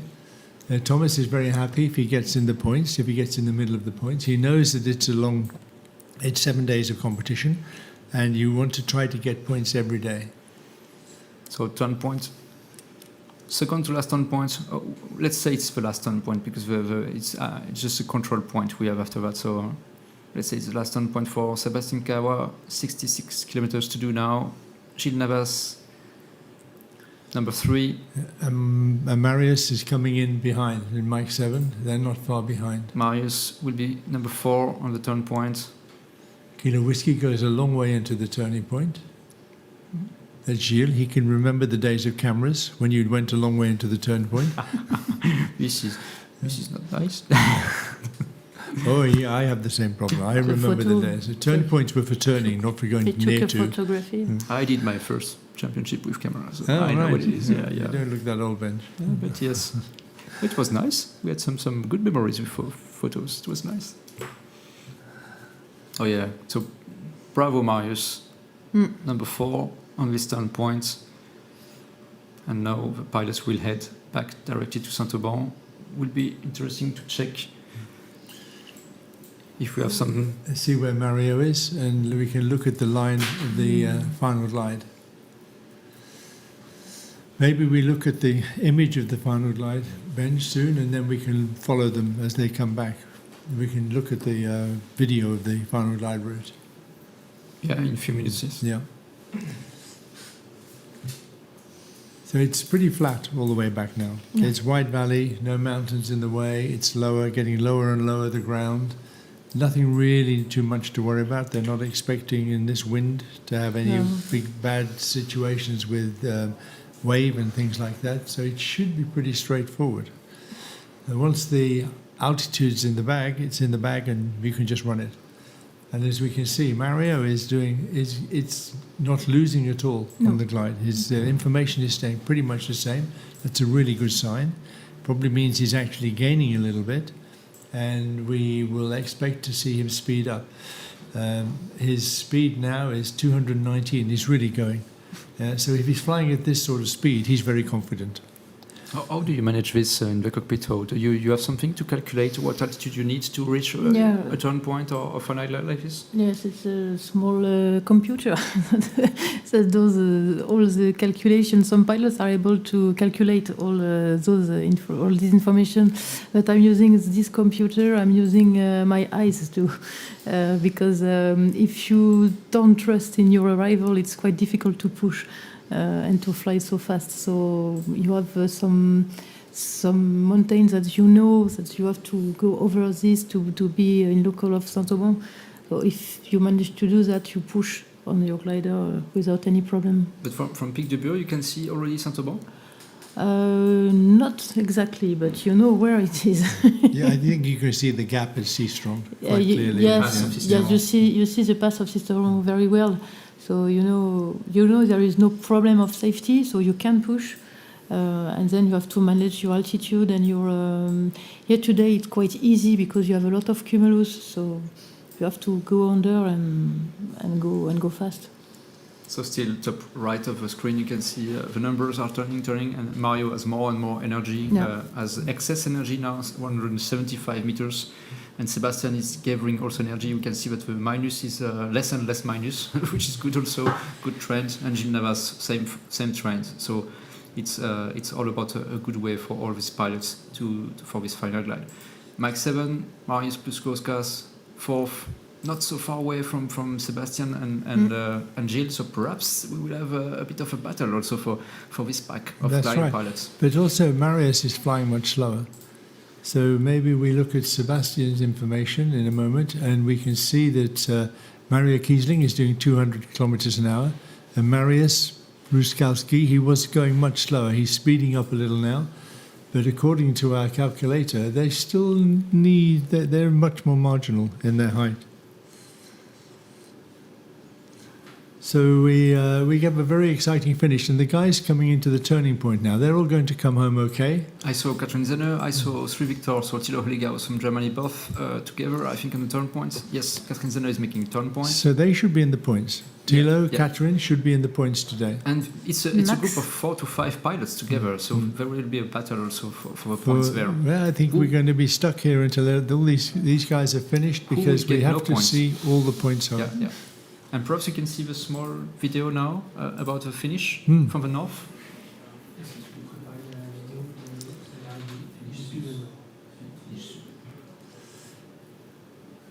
It's not a question of routing now, it's a question of nerve and speed and calculation. So you will see now in the live a small. Okay, this is the Sisteron Pass. And the camera is heading south, and on the top of the screen will be the area where the airfield of Saint-Auban, the finish line, is. After this pass, they go through an area with landing fields for safety, and then you have this nice view of the airfield, and the pilots will cross the line just when they reach the airfield. And we are back to 3D with Mario still in a really, really, really good position, no problem. So it's quite a comfortable final glide. Yes. It's only a question of energy management to come home. If anything happens and you hit a lot of sink or it goes wrong, you have no problem with security on this route. And that's really comfortable. He made the job before. He made the job on Pic de Bure. It gave her enough energy to be in a comfortable zone now, 1,700 meters, and crossing the area of Sisteron airfield. So it's really nice. No problem at all. And Sebastian will be able to see Mario on his farm. He will see that he's 8 or 9 kilometers ahead. No point. He can see the guys behind him, so why push too hard? Mario was still flying at nearly 200 kilometers an hour, which is good. But we can see Sebastian's still got quite a long way to go. He's still got 16 kilometers behind now. That's a long way. He's fallen back quite a lot on this part of the flight. And he's lower. Much lower than Mario was at the same in the same position. So the task is not completely finished for Sebastian. No. And he's coming up in energy, Sebastian. His deficit is less than it was before. But the speed is completely different. Yeah, but he can make it. I'm pretty sure that if he flies slowly, he can make it. Is Marius choosing the same route? Yes, I think Marius is choosing pretty much the same route, and so is Gilles. So we can imagine that they're finding some energy along that route, which is why they're flying so slowly. And Sebastian's actually climbing while he's going, which is good. So they should come back up to a zero deficit on the glide. So we can put the distance counter on maybe and see what's happening to the relevant distances between them. And we have I'm sure that we're looking at the top 4 pilots there, and we will follow them back a little way, and then we'll go back and see who we think will be the next group of pilots in the points.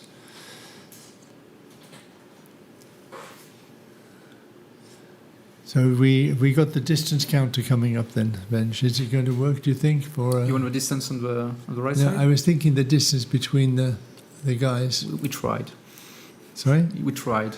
Okay, It don't was worry, failed, we'll do sorry that for tomorrow. now. Yeah, it's making a weird thing you can see on the screen. Okay, let's not worry I about think that it's- then. Yeah, we have some difficulties to reach Mario and Sebastian together because Okay. yeah, it's too far maybe. 15 yeah. kilometers now. It's a completely different race now for the two groups. So if we can just check out the group behind, see how they're doing, and see if we can look who's going to be in the 5th place on. So Mario leading, already now is close to Cisteron Pass, so it's the game is a win for him, and we are with Sebastian Kawa, Marius, and Gilles Navas together, battling for second place. So we will see who is Same distance, same altitude. yeah. This is going to be exciting Oh, yeah. with the finish. And in Marius, if we can check his details. Marius is high. Yeah, all together. Yeah, same distance, same altitude. Together. They're going to have some fun. And Sebastian is leaving. So we'll see if it's a good move to leave now, or if somebody wants to keep a bit of time. No, they are all leaving. Yeah.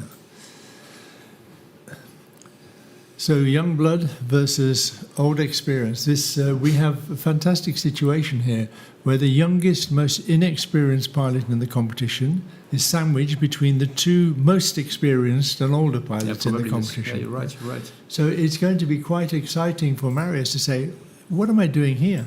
What am I doing here? How am I flying between these two ex-world champions and these guys who've done so much flying? I'm very impressed. I'm very impressed by the performance of this young man today. It's been fantastic. He's a Ryanair pilot.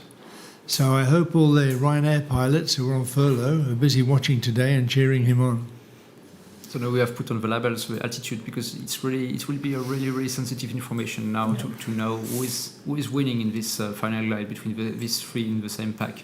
And for now, Sebastian is in front and a bit higher, so he's in good shape perhaps to reach and his the second deficit position. has dropped completely now. Yeah. So they're home, but the question is, can anybody gain a little advantage? Gilles, And as Gilles always, is gone making off to the side. Yeah. different, Yeah. because he knows also that if he's making exactly the same path, Yeah. he will be behind. And he knows that the guys behind him are a long way behind. There's a So gap. he's got the opportunity to try to do something different.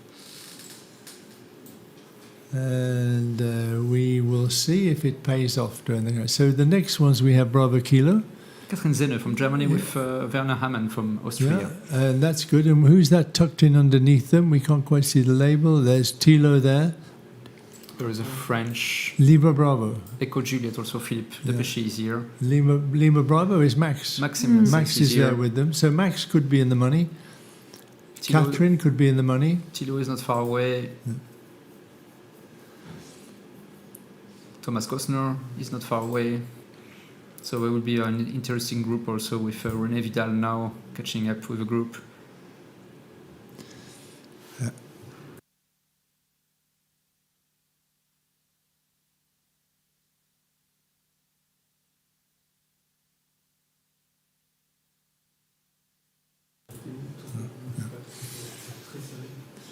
So Mario must be really close to the finish now. He just reached the pass of Cisteron City, and he's heading straight to the report point before making the final on the finish line at the threshold of the airfield of Saint-Auban, Château Saint-Auban. And we have a pack with Sebastian Kawa, Marius Pluskoukas, and Gilles Navas. Gilles Sorry. Navas. And then another pack with Catherine and Maximilian and Werner Hamann, Philippe together, Depechy. Philippe Depechy and Thilo, all fairly close to each other. And I saw that... and Thomas Kostner's there as well. He's with this group, I think. They're going to be close together. Gilles Navas was much higher than the two other guys in the same pack, because he made this detour. So we will see if this extra energy is enough for him to reach and and take over Sebastian Kawa and Marius, who will see in a few seconds when the signal is back. But he was like 300 meters higher, so we will see that. We will do the task again. But it's so difficult. Yeah. It's such a difficult equation. When you have to slow down to gain the altitude, then when you push forward to get the distance back, you never seem to catch up. It seems to be so difficult to catch up again. Just 1 kilometer, you have to fly so much faster to get that 1 kilometer back. Yeah, you gain a bit of distance, but it's so long. Yeah, when you have this extra altitude, and you have to push and push to get faster. So Gilles got another 200 meters on Mike 7, but Mike 7's gained some altitude on Sebastian, but not enough. I don't think he's gained enough to beat him to the finish. And how far's India got to run now? How far's Mario? India is arriving now on Friday, so we'll see the live feed. Yeah. And then we come back for this finish. We have a review in a few seconds of Mario Kissling crossing the finish line in the next seconds. So the team with the camera.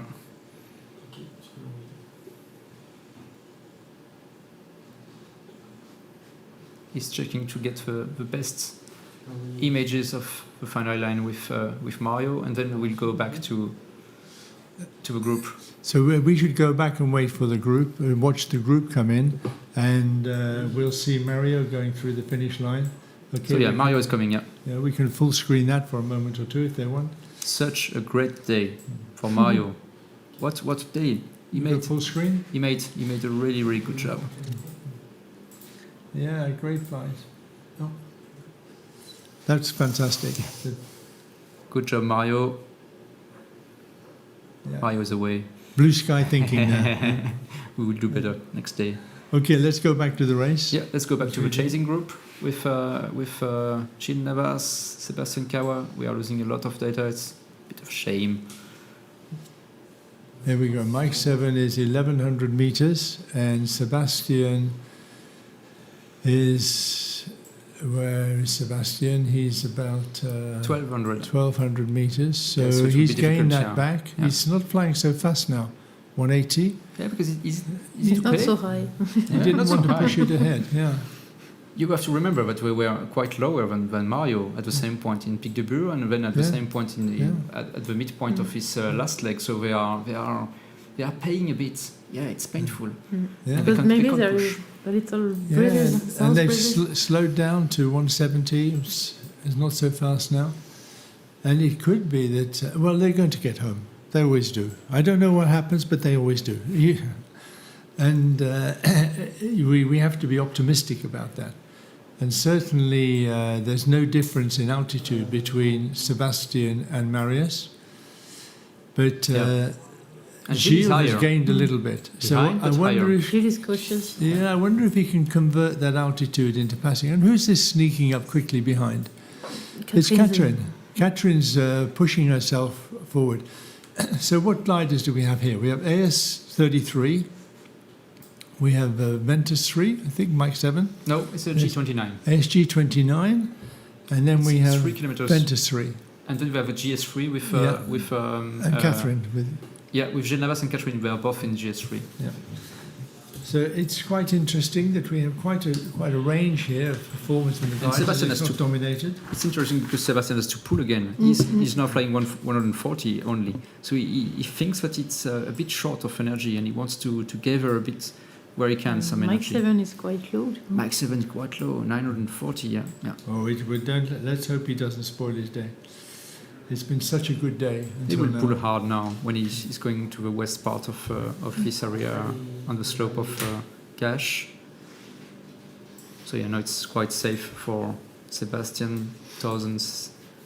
And La Baume. Sebastian is pulling on La Baume. Yes.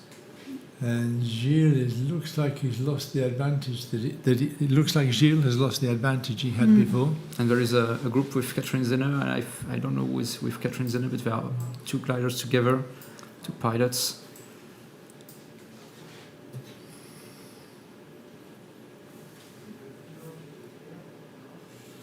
So we have two JS3 between Gilles and Catherine. Yep. Both. And Same. ASG29 and AS33, all gliding together.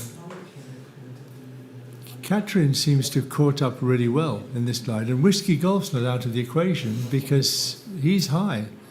He's high and he's going quickly. We look at Whiskey Golf's speed, and we can see that he's done really well. It's compressed a lot since the turning point. We this have final Mario point. in interview if you want for 1 or 2 minutes. Yeah, we have enough time to do this before the finish, do you think? I think we just see these finish and then we go to Mario and then we can finish the thing. Because this is going to be a really close finish. Yeah, sorry Mario, we have to wait Yeah. a bit for you, but yeah. Yeah, so we wait just a second or two and then we will talk to Mario. So if they can put it in the can or where they want to do it live. So we wait just 2 minutes. Oh, Mach 7. Mach 7 is struggling now. Yeah. Oh. He's decided that maybe it's a bit too marginal. Oh. But he has good fields and he has an engine, so. So all the things we said about new pilots and young pilots and experience, yeah, it comes there in the end. In the end, it's just down to that 100 meters at the end that he's flown so brilliantly, and he didn't quite have that edge. And he was the same height as Sebastian when they left. But he is flying a G29, and it could be that he's not got quite the same performance. Yeah, perhaps he pushed a bit too much, Yeah. too early for the speed. We will see. But Yeah. for Sebastian, it seems it's okay now. 900 meters will be okay to reach the report point and then the finish line. But the pack behind is struggling. Yeah. We don't have any data because they are low now. Yeah, they are really low. This can be a complete change in the cards. Yeah. Because we were thinking they are coming easy, but no, they are not coming easy. So I think we will have Sebastian in a few seconds, perhaps on the camera live for the finish line.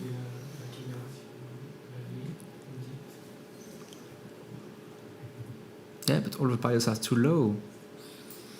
And we have to wait as we just see them coming back again.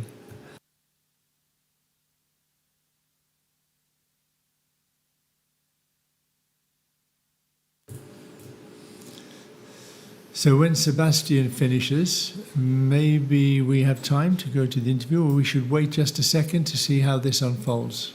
I think maybe we should wait a second just to see how this unfolds. Yeah, the because pack it's is now, easier to the pack do is it now afterwards. leaving, and they cross already the pass of Isteron, and they are heading to a report point.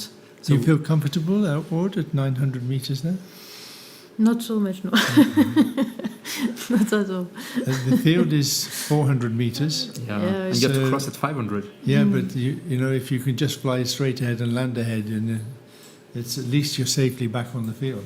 Yeah, I think 11 kilometers from the pass Should of be Isteron okay. to do. Yeah. 400 meters to as altitude. Yeah. So it's Should be glide okay. ratio 33, 34, something like this. So it's okay.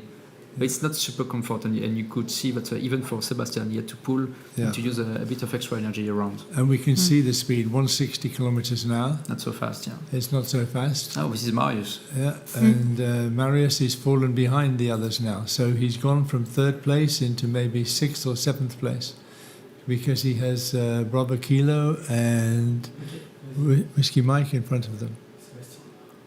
Okay. We have Sebastian live now on the finish line, with the slope of Auton.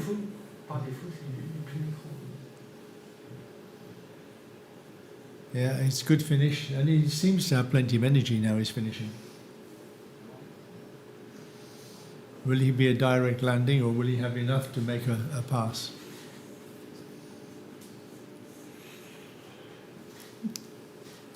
Okay, so I'm surprised. Here we go. Sebastian crossing the finish line on the airfield with not so much energy because he's Direct making landing. gear down. Yeah, he'll go for direct landing by the look of it there, because he's only. Okay, so based on today's information for now,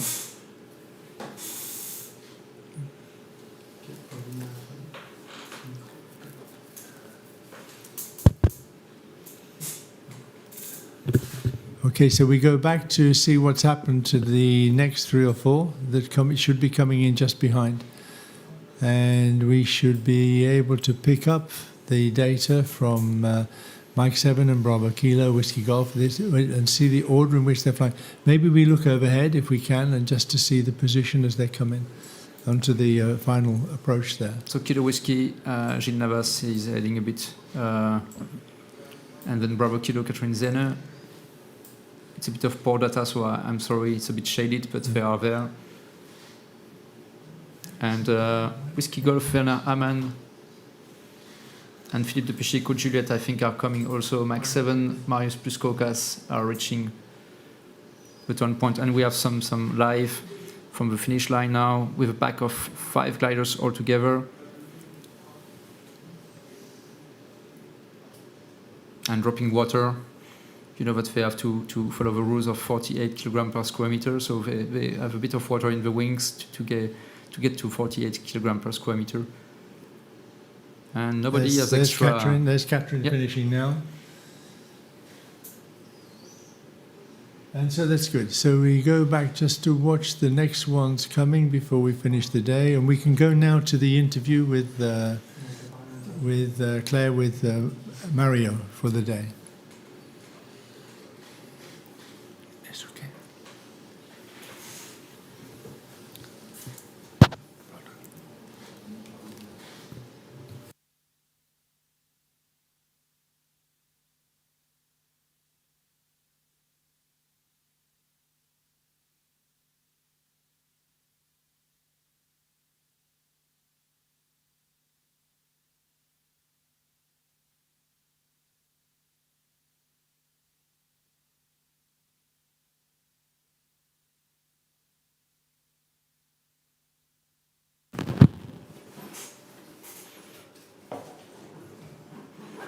Who's Echo Juliet? Echo Juliet is Philippe de Péchy. So Gilles Navas, followed by Catherine Zene, Maximilian says, who will get some points today.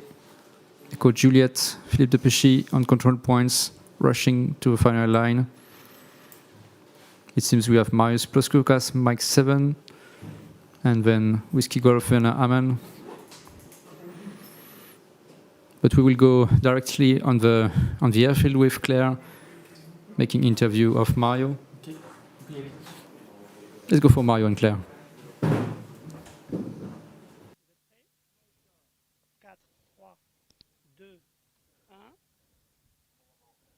So we are with Mario, who had a great race today. Could you tell us, so you were in front, low, since almost the first turn point. Did you keep the feeling that it will work all the time? Yeah, I could separate a bit. I recognized that I was in front at Barcelona Valley, and I recognized also that the ridges were somehow working, and the thermals were not too strong, a bit of shadow at the first turn point. So I just continued, and I flew quite low to the second turn point, but I could see beautiful clouds, and so the west was better developed. And of course, yeah, you need to be also a bit of lucky to then catch at the low altitude the good thermals. But today it worked perfectly, so it was good. And later also I had a bit. I decided to fly on the western part of the course, and this did not work on the way up to the Lac de Serre-Poisson. And a mountain which normally does not work, so more electric, we call it, north of Gap airfield. So the whole ridge was working beautifully, and there were nice clouds. And then after Lac de Serre-Poisson, I again could fly in the ridge, and at the end of the ridge, after climbing maybe in the ridge to 100-200 meters, I had 4 to 5 meters of climb. So it was at the right position always, the good thermals. That was really impressive. And why make you go north of Gap? Because the south part was more obvious. Yeah, it was the weather. So I recognized on the way down or to the west that there were only a few cumulus, and all of them were not properly working. And so there were some nicer clouds on the western part of the course, so north of Gap. And so I decided to go there. Yeah. And when did you manage to reach the plan to go home? It was so when the final altitude, it was already Pic de Bure. So shortly after the final turn point, there was some eagles, not the bigger ones than the eagles. So they showed me 4 meters. So I climbed up to 2,500, and from that point on, 220 to 200 kph up to here. Yeah. Congratulations! It was really very good to follow. We were cheering for you, front, low. Thank you very much. Thanks a lot. Have a good race, and tomorrow more race. Yes, thank you. So yeah, tremendous job from Mario. Again. Great flight. And as we thought, he recognised the clouds were better formed on the western side. I did a fantastic job, and it'd be very interesting later to talk to him about how he handled Pic de Bure. So we hope you've enjoyed the day, folks. We've enjoyed the race. It's been really good for the first time. We've been really entertained by our new boy Marius, and it's been fantastic. And it's nice to see Mario coming home. Super Mario, he'll be now. So we will look forward tomorrow to seeing the race 2, seeing what happens. We now will make a highlights video for you for those guys who weren't able to watch the whole race, and we shall show this at 1900 tonight. But don't forget, 2000 tonight, at 8 o'clock tonight, we have the virtual Sailplane Grand Prix race. So we have 20 pilots from 20 countries, all flying the same task with the same weather. So it'll be interesting to see what they do differently and how it works out. And we hope the pilots here, who maybe didn't do quite such a good job today, maybe they'll learn something from the virtual pilots. So watch again about 8 o'clock tonight and enjoy the virtual race, and we'll see you again tomorrow, folks, at 1:30. Thanks very much for watching. Yeah, see you tomorrow. See you tomorrow. Oh, bye. Bye-bye.